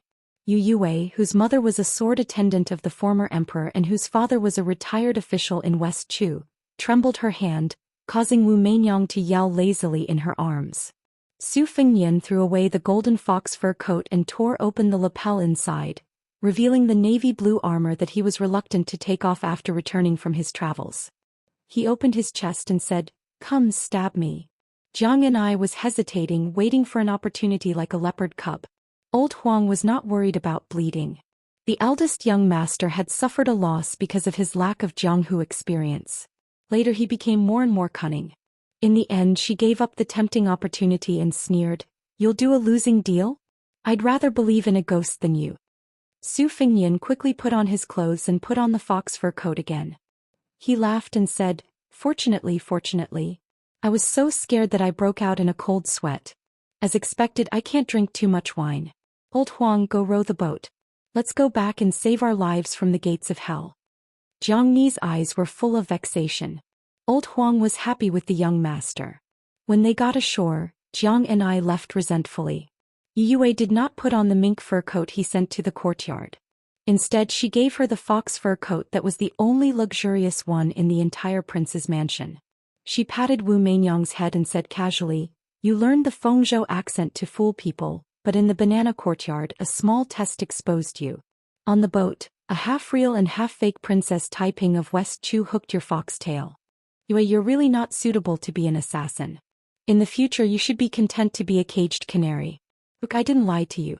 There's an extremely beautiful snowy scenery here." After saying this, Su Fengnian shouted the jargon of the bandits, "The wind is tight, let's go." Then he ran away with his servant, Old Huang. Yue, who was wearing the golden fur coat, stood in place. It was hard to tell whether she was wearing the fox fur coat or the wind and snow. In the 6th year of the Liang dynasty, on the 28th of the lunar calendar, the king of Bailiang Su Xiao and the crown prince Su Fengnian set out at dawn. Except for Qin Jibao and Chu Lushan, the other 4 adopted sons followed. 300 cavalrymen majestically headed for Mount Jiuhua in Kunzu. Chapter 20. Although this mountain was the place of Ksitigarbha Bodhisattva, the Liang dynasty had always worshipped Taoism and suppressed Buddhism. Mount Jiuhua was located in a remote area and there were no temples or Buddhas to worship. Most importantly, de Zhugua had deliberately expelled random believers, making Mount Jiuhua seem particularly lonely. There was a 1,000 Buddha pavilion at the top of the mountain with a huge bell on the roof. The ringing of the bell here was very particular. It was rung 108 times a day, not more, not less. There were also bells in the morning and evening. Each time it would be rung 18 times, then 18 times, then 18 times at a leisurely pace. It was repeated twice, a total of 108 times a day, which corresponded to the 24 solar terms and 72 climates in the 12th month of the year. After the death of the princess, Su Xiao, who had never taken a concubine in his life, even made up his mind to never marry again. Every year he would personally come to 1,000 Buddha Pavilion at the top of the mountain and ring the bell in the morning and evening. Before entering the mountain gate, everyone tacitly took off their armor and dismounted. Su Xiao and Su Fengnian walked side by side. The 4 adopted sons Yuan Zuozong, Yi Shizhen, Yao Jian and Qi Dangua kept a distance, not daring to cross the line. Among the 4, Zhou Xian was the vanguard general who could easily take the head of a general in the midst of thousands of troops. His martial arts were superb and he was also outstanding in marching troops. Yi Shizhen was a Confucian general who was good at scheming and strategizing behind the scenes. He was the opposite of Lu Qiu, who liked to scheme behind the scenes. Yao Jian was from a side branch of Taoism and was good at searching for dragons. He always carried a green capsule scripture of geography with him and liked to squat on the ground and chew the soil when he was free. Qi Dangua was the bearer of the Bailiang cavalry's flag with the word Su. As for the head of the 6, Qin Jibao, he was known as the villain butcher. His achievements in his life could be seen from a single leaf. That night the 6 of them stayed at the ancient temple at the top of the mountain. On the 29th day of the lunar calendar, de Zhugua Su Xiao rang the bell 108 times. Before going down the mountain, Su Xiao and Su Fengnian stood in the corridor of 1,000 Buddha Pavilion at dusk. De Zhugua said softly, "After your coronation, you will be the one to ring the bell in the future." Su Fengnian nodded. The mountain wind suddenly rose, and the sea of clouds drifted away in the twilight. The mountain ranges and ridges were like immortal islands in the sea. The mountain wind rose again and they were hidden in the waves of the sea of clouds. The atmosphere was majestic. Occasionally dozens of mushroom-shaped cloud pillars would be stirred up from the sea of clouds. They would soar into the sky and slowly fall down, turning into wisps of floating clouds. This was a unique scene of Mount Jiuhua. Su Xiao stretched out his hand and pointed at the mysterious scene. Very few people can live a smooth life for decades. Ups and downs are the norm. The few officials in the imperial court who already have one foot in the coffin are no exception. Your father's glory and splendor was obtained through countless gambles, so the most taboo was for others to say that the higher one climbs, the harder one falls. He was afraid that if he fell he would implicate the few of you and not be able to get up. Being a military general and being bestowed the title of king is already the pinnacle. Being a civil official and being a pillar of the country is also the pinnacle. This kind of monstrous honor can be counted on one's fingers in the Liang dynasty's history. In the eyes of the father and son, the scene was like the waves of the sea, like a snowball rolling on the ground. The voice of the country's pillar of the country was mellow and honest, revealing a strong flavor unique to the green ant wine. There are only you and me here and at most your mother in heaven. There are no outsiders, so I'll be frank. Li Shan was right. It's easy to succeed but difficult to retreat. I'm already riding a tiger and can't get off. 3 years ago the imperial court wanted to summon you to the capital.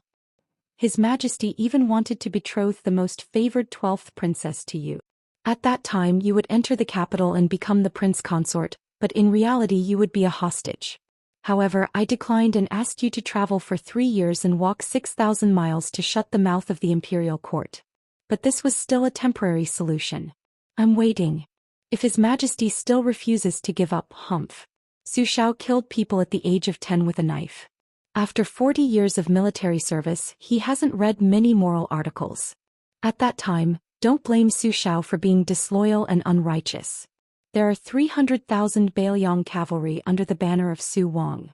Who would dare to fight them head-on? With a bitter laugh Su Fengyan said, Old father, I have no interest in the emperor's throne. You're already so old, don't work so hard to conquer the world so that your son can be the emperor. How foolish. If I become the emperor, it won't necessarily be more comfortable than being the heir apparent. Su Xiao angrily said, Then you're willing to be the dog fart prince consort? Like that woman surnamed you and become a caged sparrow? Su Fengyan rolled his eyes and said, Even if you rebel you can't be the old emperor. Liang Di has never had the feng shui of a dragon. When has there ever been a person who unified the world? Su Xiao sighed and said, Li Shan also said the same thing. If you were just a good-for-nothing like Li Hanlin then father wouldn't care. There's no harm in being the prince consort. Living under someone else's roof, at least under the eaves of the imperial palace. Before your second sister went to Shangyin Academy she told me something that hit the nail on the head. A family clan looks luxuriant and graceful on the surface, but it's useless. Most of the time it's hollow on the inside. It's especially worrying that there won't be any successors. The more wealthy and powerful a family is, the worse it will be if each generation of descendants becomes worse than the last.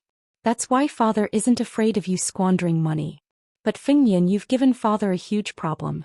Tell father, do you have any plans to hold the Bailiang command seal in the future?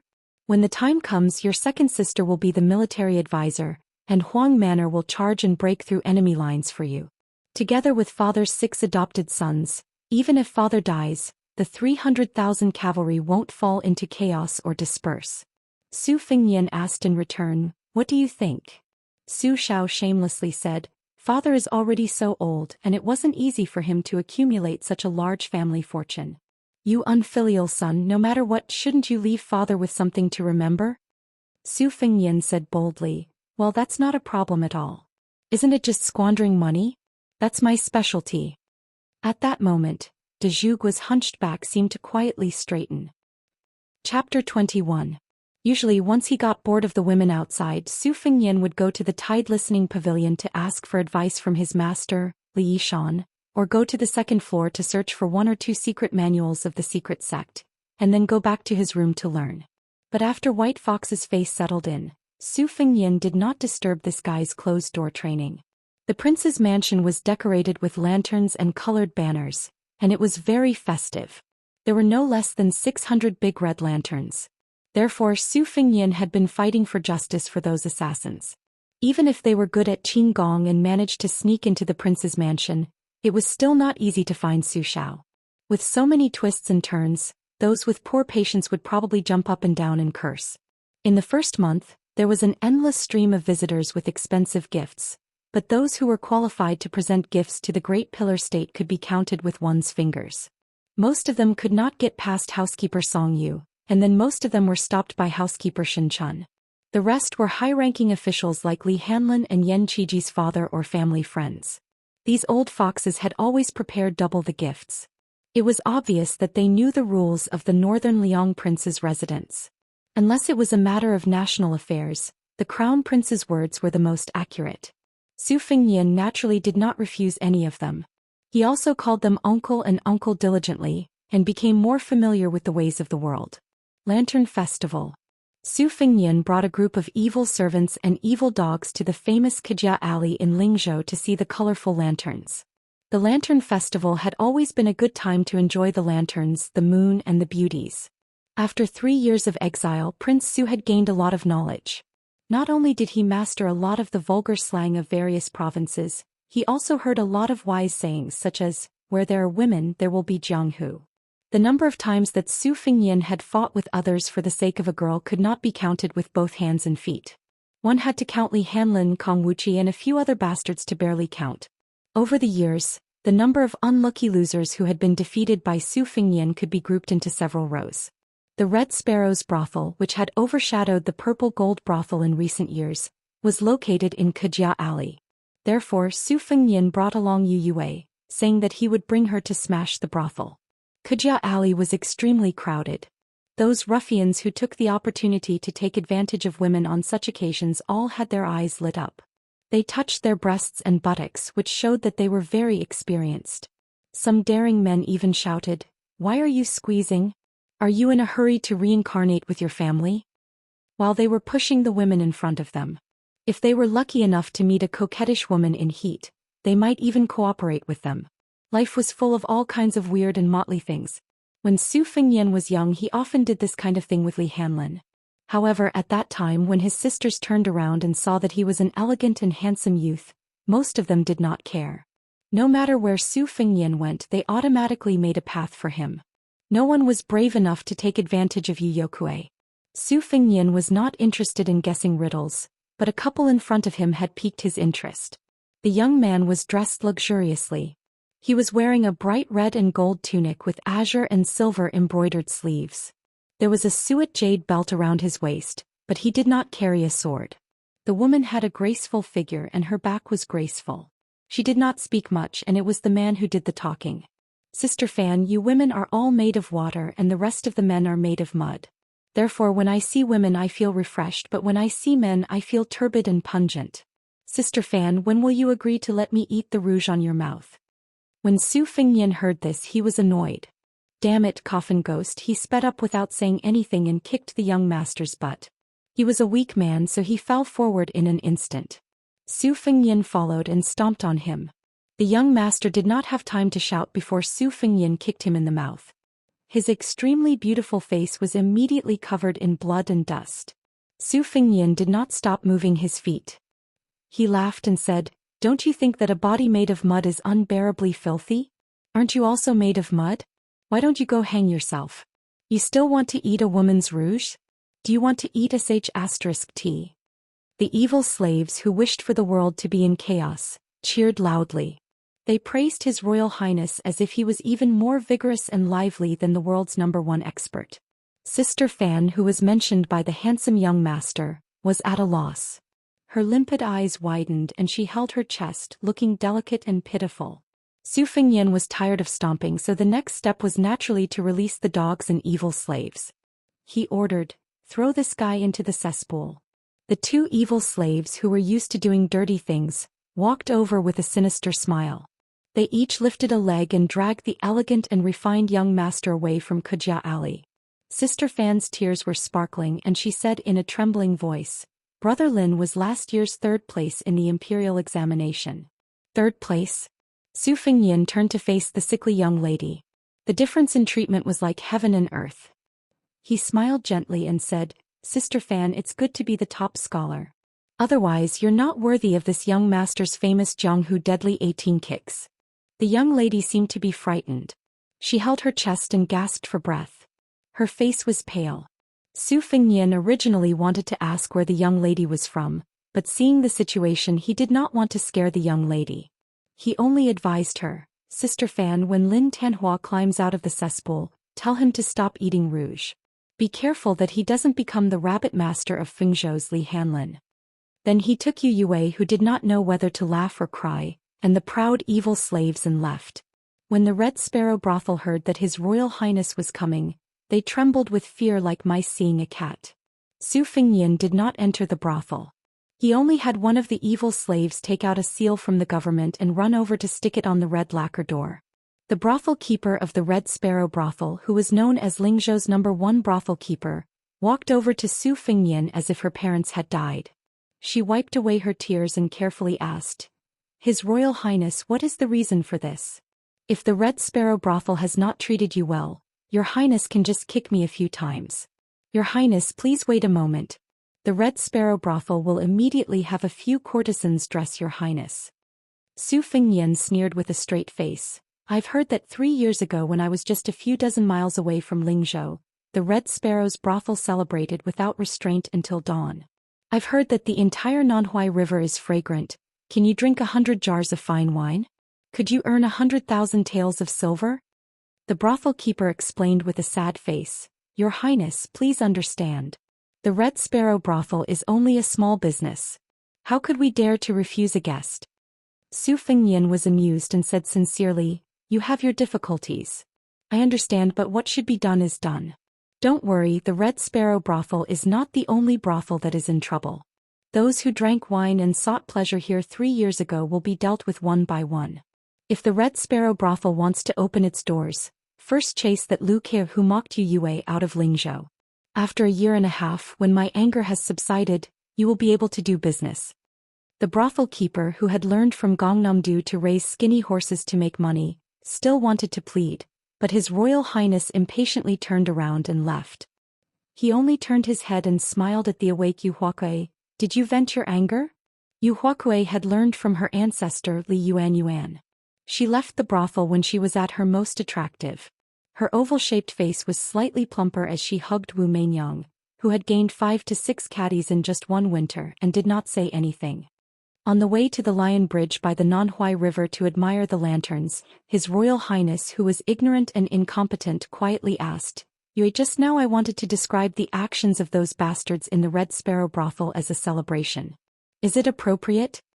Yu Yue's eyes flashed with the subtle scene of green ants on the surface of a new bottle of wine, but her tone was very calm as she said, "It's not appropriate." Su Fengnian was pleased with himself. Fortunately, Lingzhou's 13-hole Lion Bridge was almost synonymous with Kujia Alley. There were 3 strange things about this bridge. The first strange thing was called the Lion Bridge. However, the railings and observation posts were carved with hundreds of beasts and thousands of birds, and only a lion was missing. The second strange thing was that the body of the bridge was made of white jade, so there would always be people with hammers and iron hammers who wanted to break some jade pieces and chisel some jade powder to sell for money. As a result, the Lion Bridge had strong bridge watchers with a semi-official status standing at the head and end of the bridge all year round. The third strange thing was that there was a strange rumor that an immortal had ascended on a dragon from the bridge. Su Fengnian saw that Yu Yue was a bit tired from carrying Wu Meinyang, so he took her and held her in his arms. The fat and exceptionally lovable white cat was not willing to act coquettishly in front of its master's master. Even its cold expression was exactly the same as Yu Yue's. Su Fengnian, who was holding a stick of sugar-coated haws, didn't mind. He took a bite and suddenly asked, "What do you think that young master who loves to eat rouge can't swim? If he's covered in feces and urine, how is he going to go home after getting out of the manure pit?" Yu Yue didn't want to answer this question, especially since she was still holding a sweet dish of carved phoenix with syrup in her hand. Su Fengnian's thoughts went astray.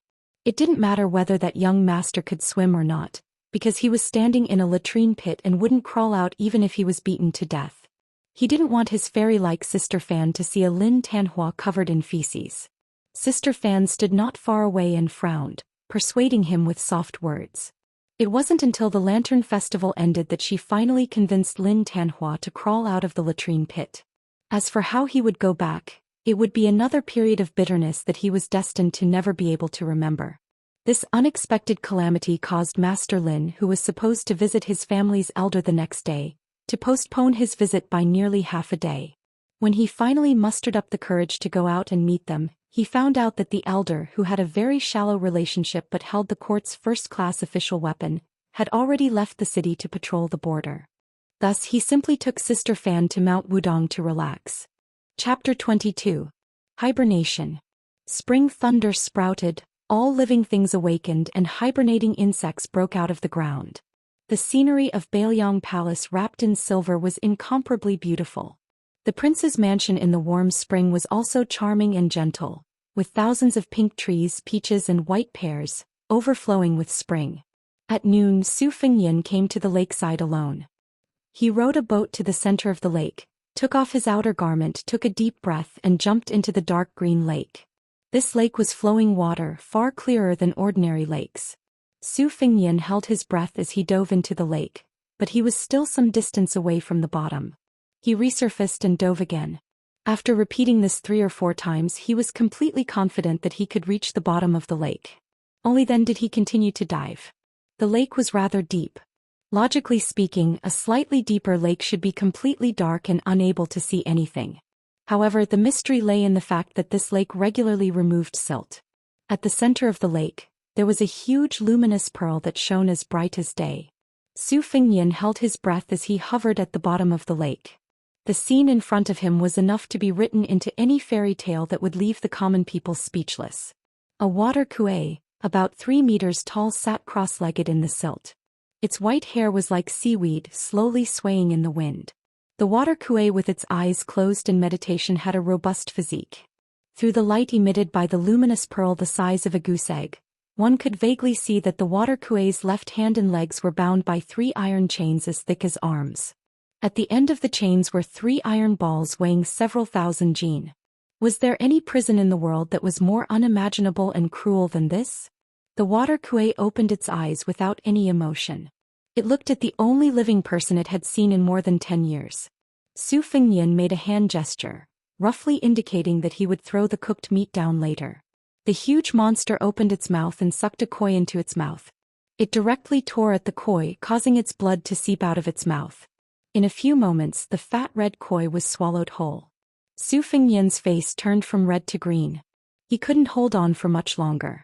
After a moment of hesitation, he made a series of hand gestures that only he and Hu Kuei could understand. The old man, who looked more like a demon than a living person, widened his eyes and stared at Su Fengyan with sharp eyes, as if he was doubting and judging something. After being isolated from the outside world for so long, the old man's thinking was very slow, but Su Fengyan couldn't wait any longer. With a whoosh, he rushed up, or else he would die young and float on the surface of the lake. Climbing onto the boat, Su Fengyan wiped his body and put on his clothes. There was a stove in the boat, so it was quite warm.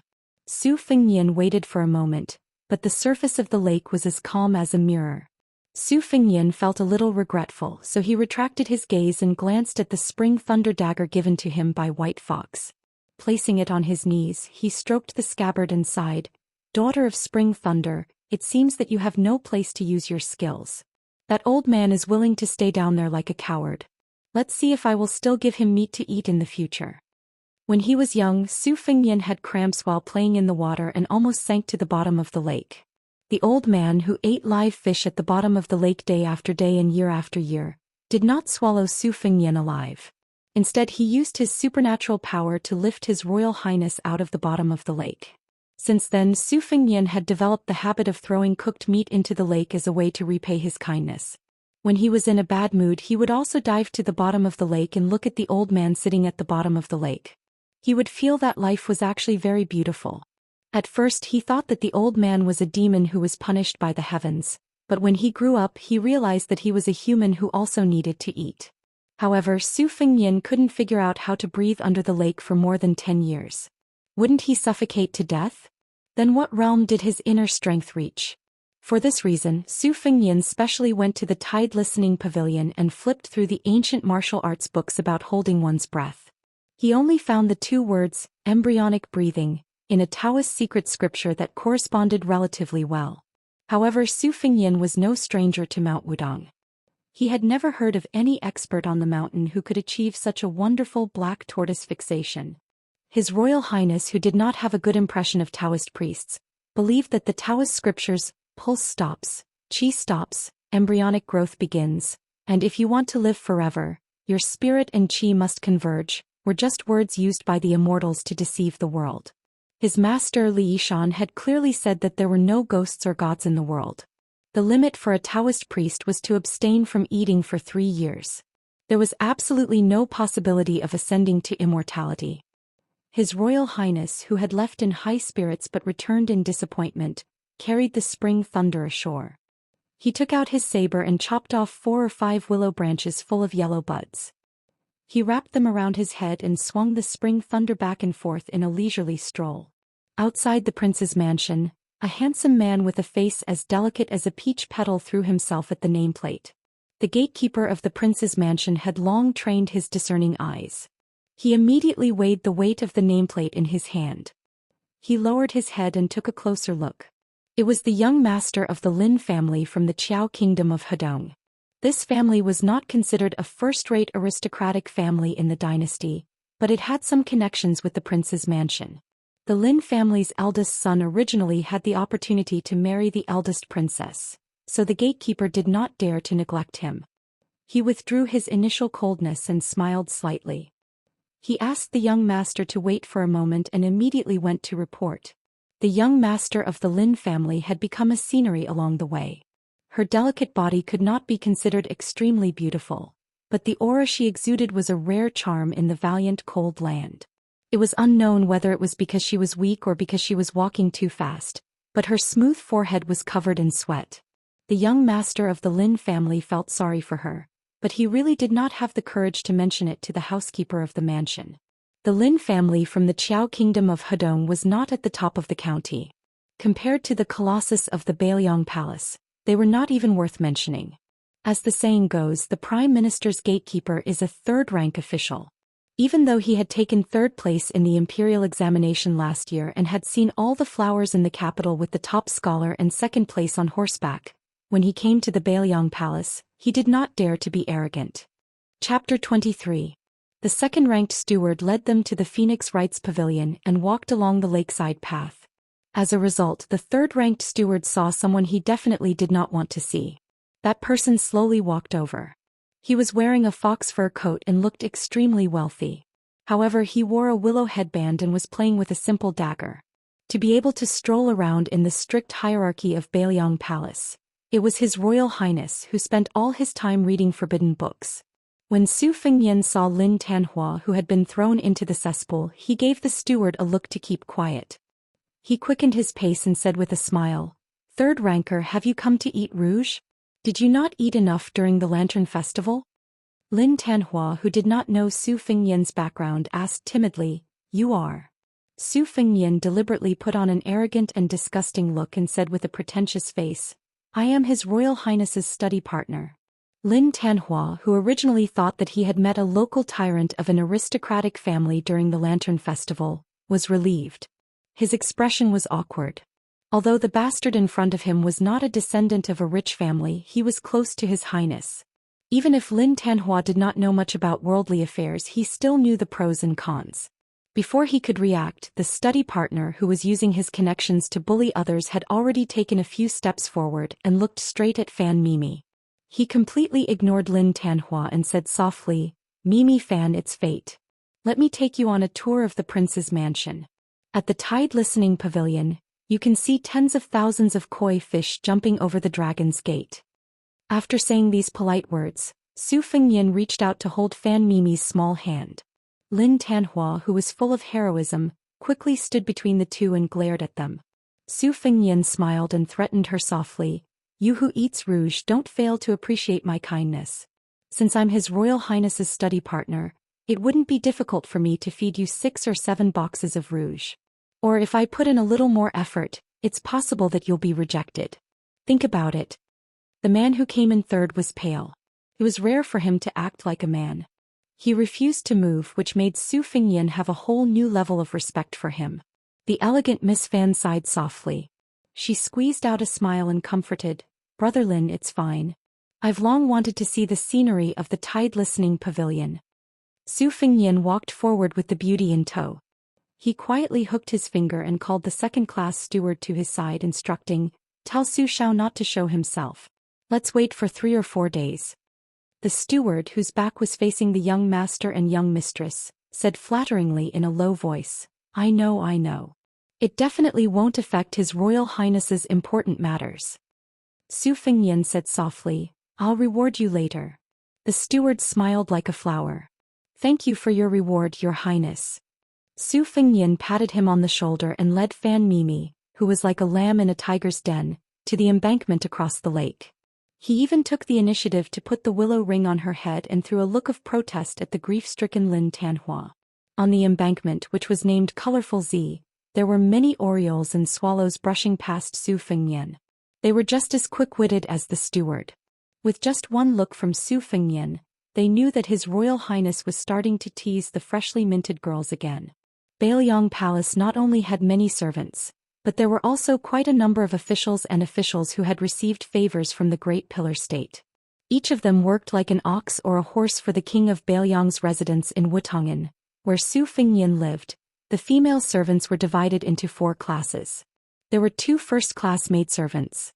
One of them was naturally fragrant and specialized in warming His Royal Highness's bed.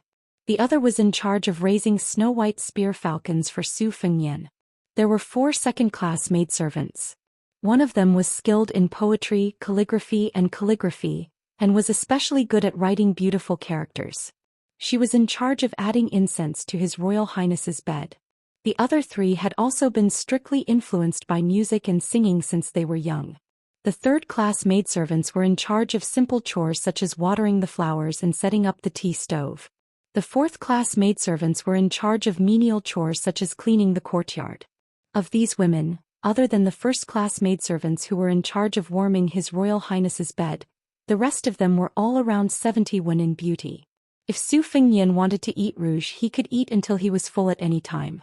As if feeling depressed, Fan Mimi softly asked, Does young master use the blade?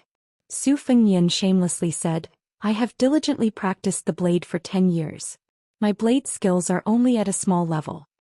In order to prove that he had practiced the blade for many years, Su Fengnian performed a mighty sweeping move. In the end, he accidentally threw the spring thunder, which almost fell into the lake. Fan Mimi smiled and considerately tilted her head to look into the distance. Su Fengnian picked up the sacred weapon of the blade that had met with an unworthy owner. He didn't feel embarrassed at all and explained that it was an accident. When they arrived at the base of the tide-listening pavilion, Fan Mimi looked at the 3 plaques under the eaves. One was the 9-dragon plaque inscribed by the late emperor, the other was the plaque, Grand and Magnificent, written by great masters, and the other plaques with a phoenix coming and fighting bull. On the contrary, she wasn't particularly moved by the beautiful sight of koi fish tossing bait. It was quite different from the young ladies and daughters who had been abducted by Su Fengnian in the past. Su Fengnian thought that it would be better if it was different. Always eating shark's fin and bird's nest would spoil his appetite. Occasionally eating autumn base and winter bamboo shoots would whet his appetite. Just as Su Fengnian was enjoying the beautiful appearance of the girl beside him, a strange phenomenon occurred. The lake water began to boil and undulate, exactly the same as that snowy day. Su Fengnian was pleasantly surprised. He waved his hand and had a servant lead the shocked Fan Mimi to the Phoenix Rites Pavilion. He also ordered everyone at the lakeside to leave. After doing all this, Su Fengnian hurriedly ran to the small ferry where the black awning boat was parked. Carrying the spring thunder saber that could cut iron like mud, he jumped onto the boat. Just as he was about to row the boat, he saw old Huang swaying his old body as thin as a bamboo pole and rushing over. He was even carrying the long cloth pouch that had once caused Su Fengnian so much suffering. Inside it was a rosewood box that was nearly 4 feet long. Su Fengnian rolled his eyes. What was this old Huang doing? What if the old man at the bottom of the lake turned hostile and refused to recognize him? Would the master and servant compete to see who could escape faster? After old Huang boarded the small boat, Su Fengnian rowed to the center of the lake. His palms were sweaty. His Royal Highness had always been a good gambler. This time he was going to bet big. Chapter 24. If Su Fengnian said that he was not afraid at all, he would be lying to himself. However, Su Fengnian believed in his intuition. The old man who had been trapped at the bottom of the lake for more than 10 years would not make things difficult for him. After all, they had interacted for so many years. Su Fengnian had thrown countless chicken drumsticks and barbecued meat into the lake. He would dive down every few days during spring and summer to get familiar with the old man. No matter what, they had a bit of friendship. Su Fengnian did not mention this matter to his father, Su Xiao. He believed that both father and son were well aware that Su Fengnian was at most grateful for saving his life. Even if he released this trapped monster from the lake, if Su Dezhugua became angry, he would at most be whipped. Moreover, Su Fengnian was also curious about the strength of the capable people in Bailiang Palace. He also wanted to know if the old man who could survive for more than 10 years was a master on the level of the top 10 masters in the world. Su Fengnian pretended to be calm and said, "Old Huang, do you know what I'm going to do? Why are you following me? Can you swim? Don't drown." The old servant smiled shyly and did not say anything. He seemed to feel that the bag was heavy. He shook his small body and lifted the wooden box a few inches. When he reached the center of the lake, Su Fengnian pulled out the purple spring thunder from the simple scabbard that was not as beautiful as the embroidered winter. He took a deep breath and threw the blade down with all his strength. After a while there was still no movement. Su Fengnian almost cursed out loud. He thought to himself that it wouldn't be like drawing water with a bamboo basket again, and that he would have to jump down to retrieve the saber. Old Huang slowly moved to the bow of the boat and did not move at all. Su Fengnian said helplessly, "Old Huang, don't pretend to be an expert in front of me. Do you think I don't know how strong you are?" Old Huang turned his head and laughed. Su Fengnian glared at him and said, "What are you laughing at? You think you're so great because you don't have front teeth." In an instant, the rise and fall of the lake was more intense and terrifying than any of the previous waves. It was as if the world was about to be turned upside down. Hiding in the boat, Su Fengnian's first thought was to call for Old Huang to retreat. Then of course he would let his father's men clean up the mess. He was His Royal Highness who could even make spring thunder attack with total annihilation, so he couldn't be so stupid as to compete with Old Man. But very quickly Su Fengnian sensed the strangeness of the small boat with the black awning. The waves on the lake were frightening, but the old coachman who had been traveling for 3 years and would run away whenever he encountered danger, lightly stamped his foot, and the swaying boat instantly became as solid as a boulder, motionless. Old Huang did not forget to turn his head and grin. He stretched out his hand and gestured that he was about the same height as Su Fengnian. The general meaning was that he was a master of this height. Su Fengnian did not know whether to laugh or cry. "Old Huang, you still have the mood to be carefree right now. Don't wait until you're beaten up by Old Man. You don't have front teeth to begin with." A gray figure leapt down from the winding corridor on the 3rd floor of the tide-listening pavilion. He landed on one foot and with a bounce, his figure gracefully swept into the lake. Su Fengnian subconsciously raised his hand, only to find that there was no cucumber in his hand to chew on. He felt a bit regretful. A good show was about to begin. The tide-listening pavilion was what the people of Jianghu referred to as the armory. There were 5 servants guarding the pavilion. Su Fengnian had been familiar with them since he was young, so much so that he would find a corner to pee in when he needed to. He called them uncle and grandpa politely. The person guarding the 3rd floor of the tide-listening pavilion was a Daoist master. He was the founder of the way of Judumi, one of the 3 great orthodoxies. According to his master Li Yishan, he was proficient in Qimen Duanjia. He was a genuine second-stage mystic enlightening cultivator. He was only willing to enter the pavilion as a servant for the sole copy of the deed of thorough comprehension in the tide-listening pavilion. When Su Fengnian was young, he was tired of climbing stairs and often had the old man carry him. The old Taoist of Judumi wore a gray wide-sleeved Taoist robe. After jumping into the lake, he gracefully dashed forward like a dragonfly skimming the surface of the water.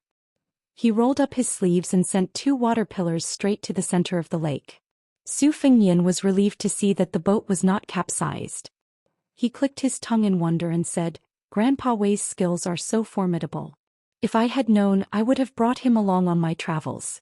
Those bandits would have been beaten to a pulp." When Old Huang heard His Royal Highness's words, he turned his head with a bitter expression on his old face. Su Fengnian did not want Old Huang, who had been running around with him for 3 years, to be sad. He smiled and said, "No matter how powerful Grandpa Wei is, he can't be compared to you, Old Huang, who can steal birds' nests and fish. There are many masters in this world, but Old Huang is the only one who can weave straw sandals." The old servant smiled tenderly, giving Su Fengnian goosebumps. He hurriedly said, "Let's watch the show. Don't miss it." Both the master and servant looked towards the lake. Two jet-black chains broke through the water like flood dragons emerging from the sea, full of momentum. At the end of the chain there were two hiltless swords.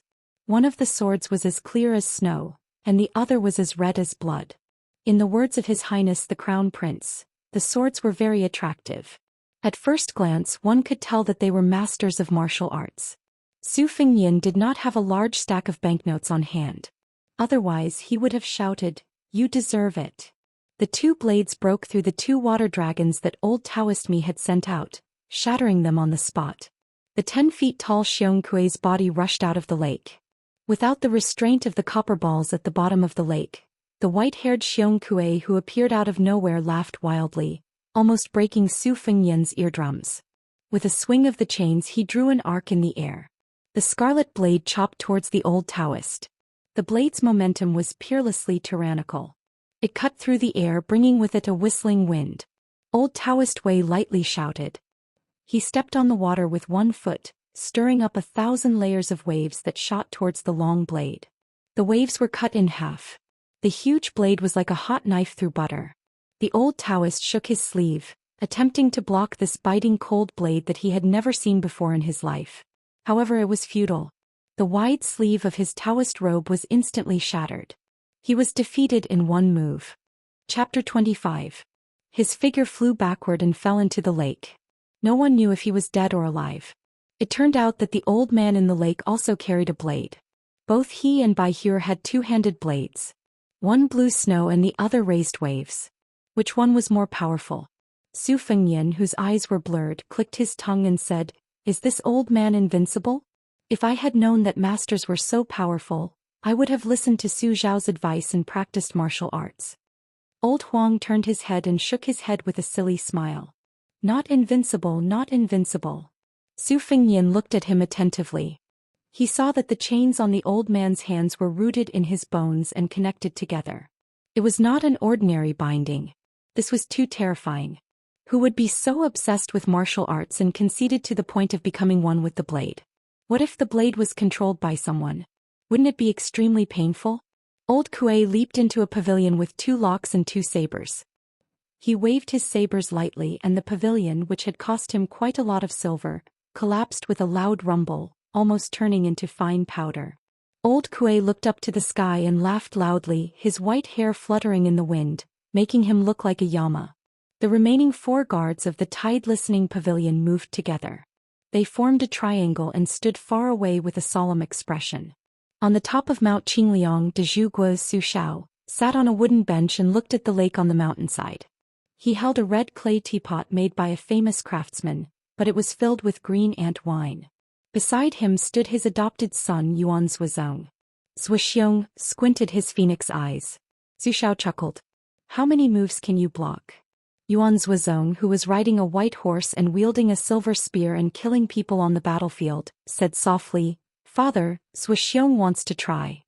De Zhuguo shook his head. "Forget it. Someone will take care of this monster downstairs. He can't hurt Fengnian." In the corridor on the 2nd floor of the tide-listening pavilion, a man in a white robe stood in front of the railing with a winter blade at his waist. He looked at it for a moment, then put his finger on the hilt of the knife and pushed it out an inch, then retracted it back into its sheath. He rubbed it back and forth, then turned around and went back upstairs. Not only that, even Li Yishan, the most important advisor of the prince's mansion, walked out of the dark room. He clasped his hands behind his back and quietly observed the once-in-a-decade spectacle. As if the sunlight was too dazzling, he raised his hand to cover his eyes and muttered to himself, "Jianzhu Huang Chu Kuangnu, do we have to tear down countless pavilions again?" The old man did not pay any attention to the guards. In this world there were very few people who could make him take them seriously. He only roared, "Ninth brother Huang, come out and die." Su Fengnian was shocked. "Old Ninth Huang? Old Huang, are they calling you? Don't tell me you have a grudge with this old man." Old Huang reached out and tore off the tattered cloth, revealing the long rosewood box that made Su Fengnian's heart palpitate. He turned his head and smiled. He still looked like he had no front teeth. Every time Su Fengnian saw this scene, he always wondered if the old servant would let the wine leak into his mouth when he drank the yellow wine. The old man obviously saw the old coachman standing at the bow with the box on his back. His white hair danced in the wind and his face was ferocious. When Su Fengnian was so nervous that he did not even dare to breathe, old Huang reached out his withered hand and stroked the wooden box. He did not forget to turn his head and smile foolishly. He raised his head and made a gesture of pouring wine into his mouth, saying, "Young master, that?"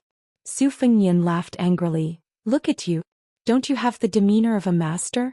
If you really win by stepping on dog shit, I'll treat you to 100 jars of Dragon Cliff sunken vat yellow wine." The coachman, who was called Old Ninth Huang by Old Kuei and Jianzhu Huang by Li Yishan, smiled faintly. In that instant Su Fengnian's eyes seemed to be dazzled. Old Huang was no longer simple and foolish. Instead it was replaced by an indescribable feeling.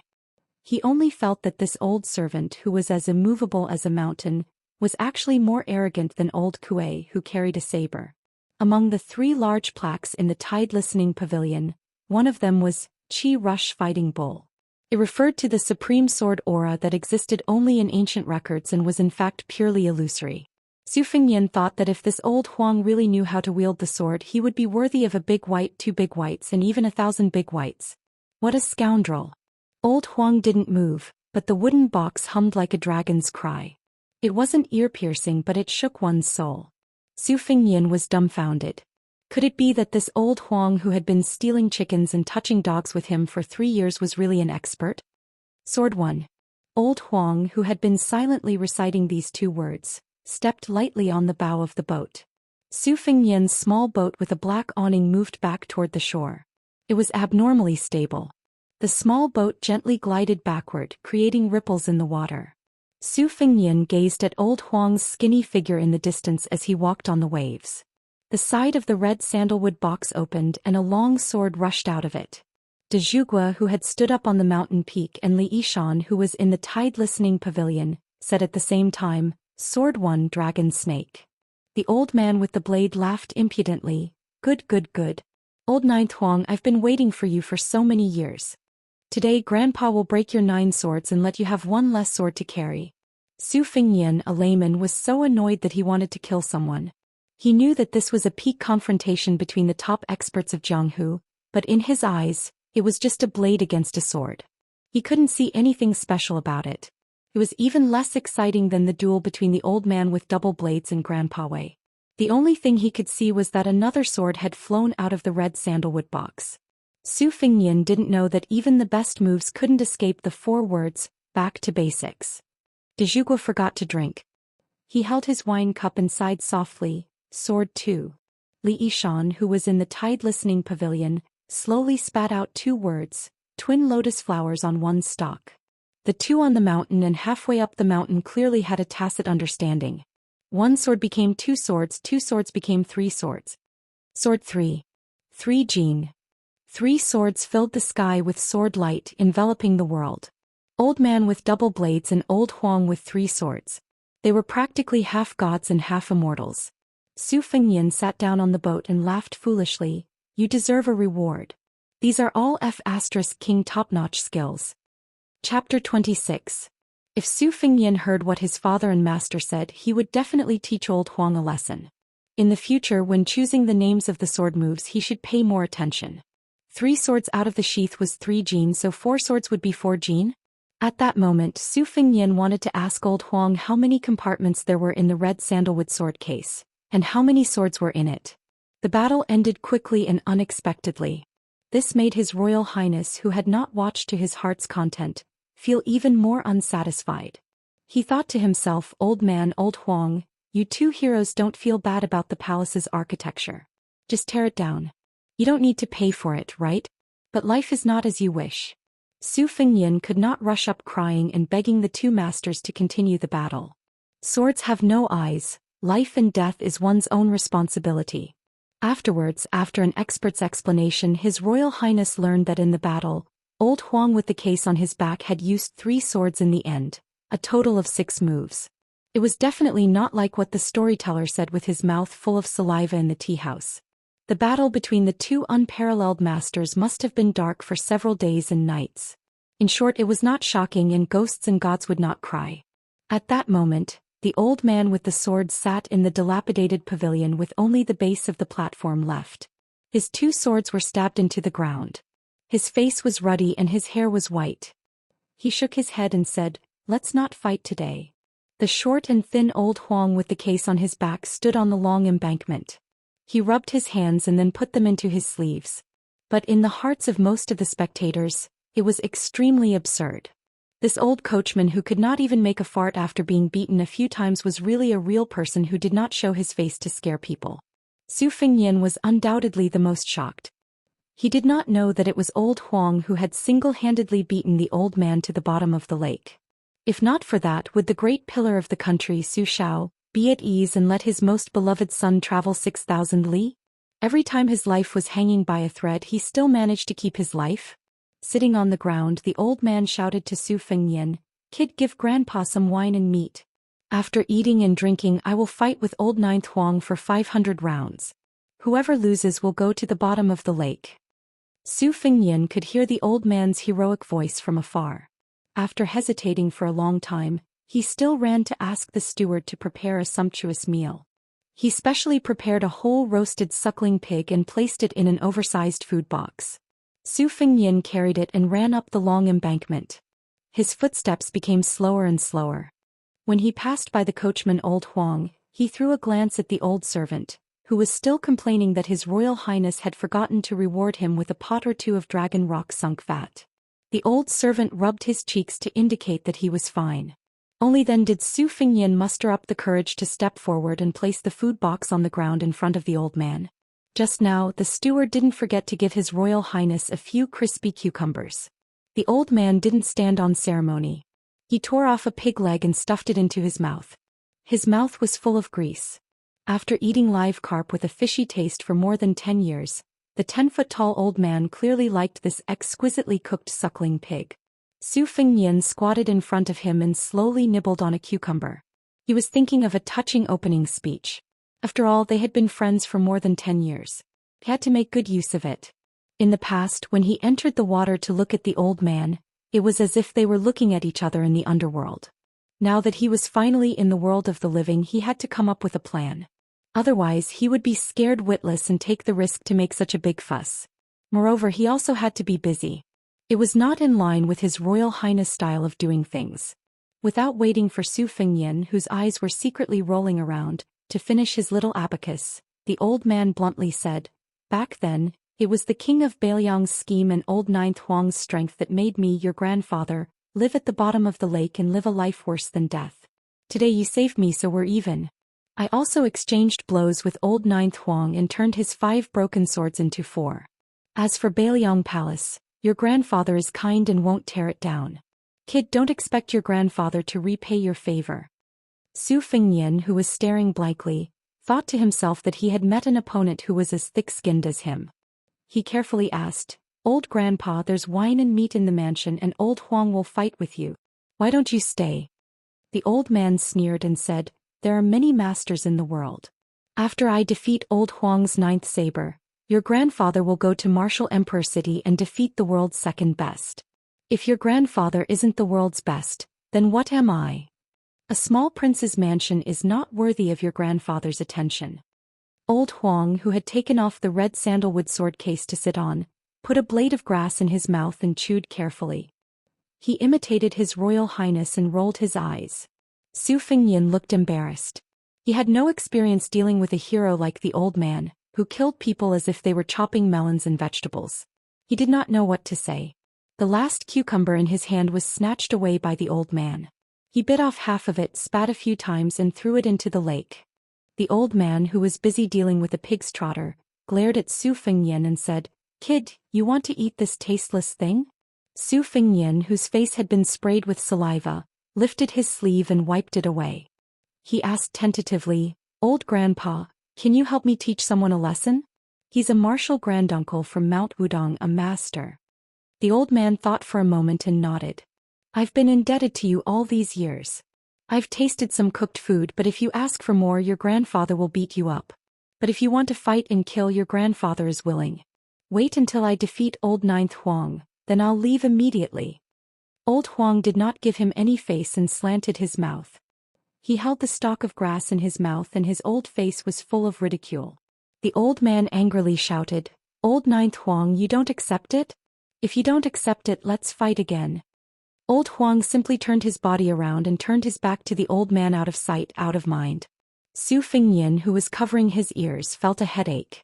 If the old man had not promised to go to Mount Wudong to teach that bastard Daoist priest a lesson, he would have let old Huang beat this untactful old man to the bottom of the lake. In this lifetime, other than those servants who jumped into the lake to commit suicide, there would be no hope of seeing another living person again. Su Fengnian softly exclaimed in surprise. Since old Huang's skills were so valiant, why did he choose to go to Mount Wudong with the sword case on his back?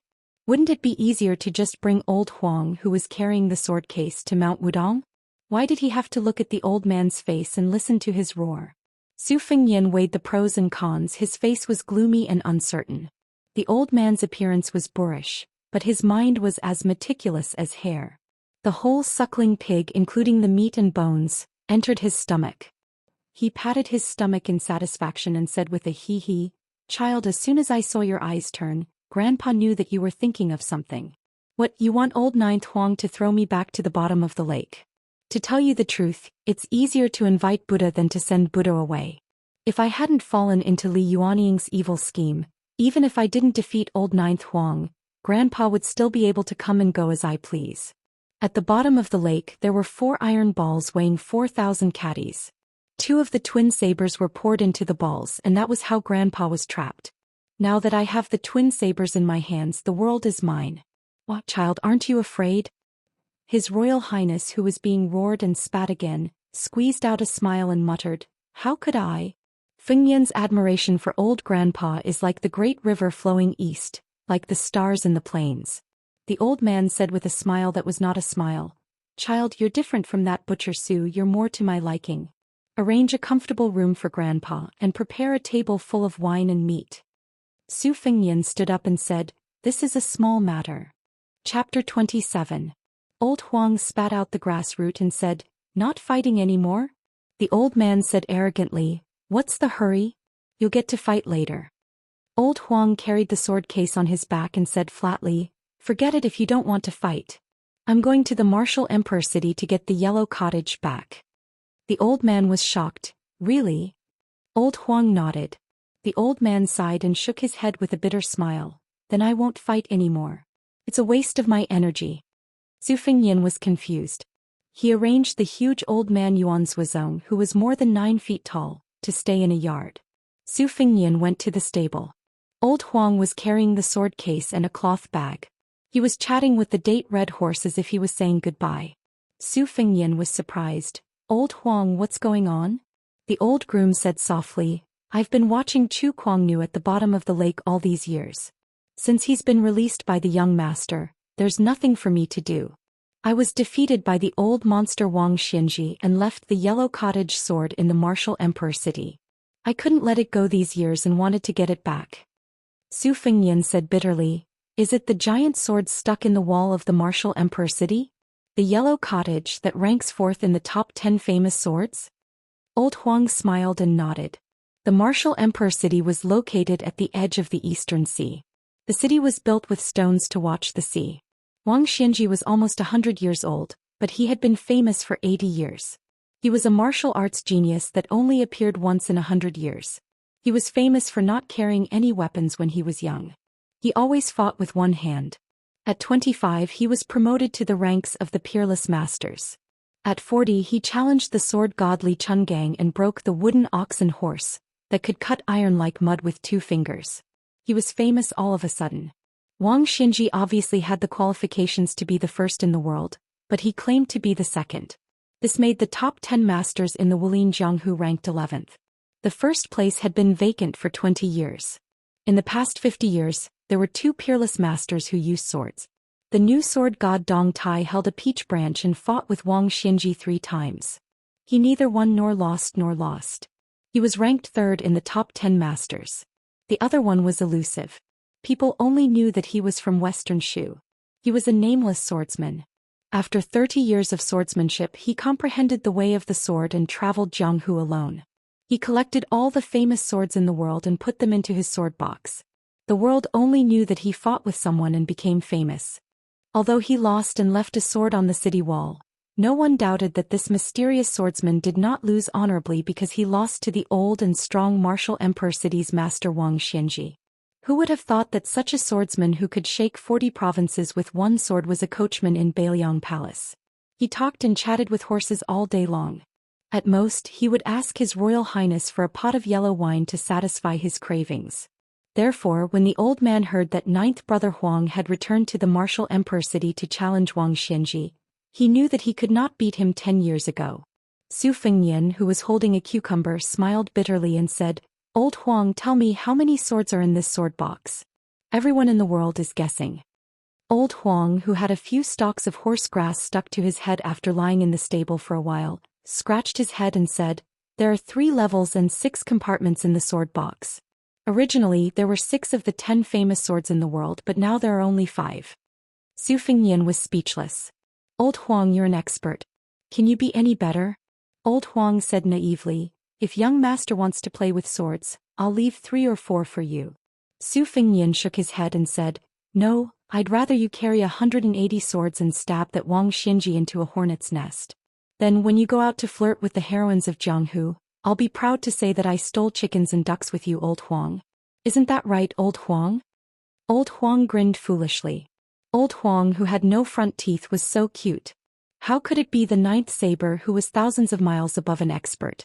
Su Fengnian could not figure it out, so he decided not to think about it anymore. He asked the servants to prepare a pot of Dragon Cliff sunken vat yellow wine and brought an inferior horse over. Su Fengnian personally held the reins and sent them off to the outside of the prince's mansion.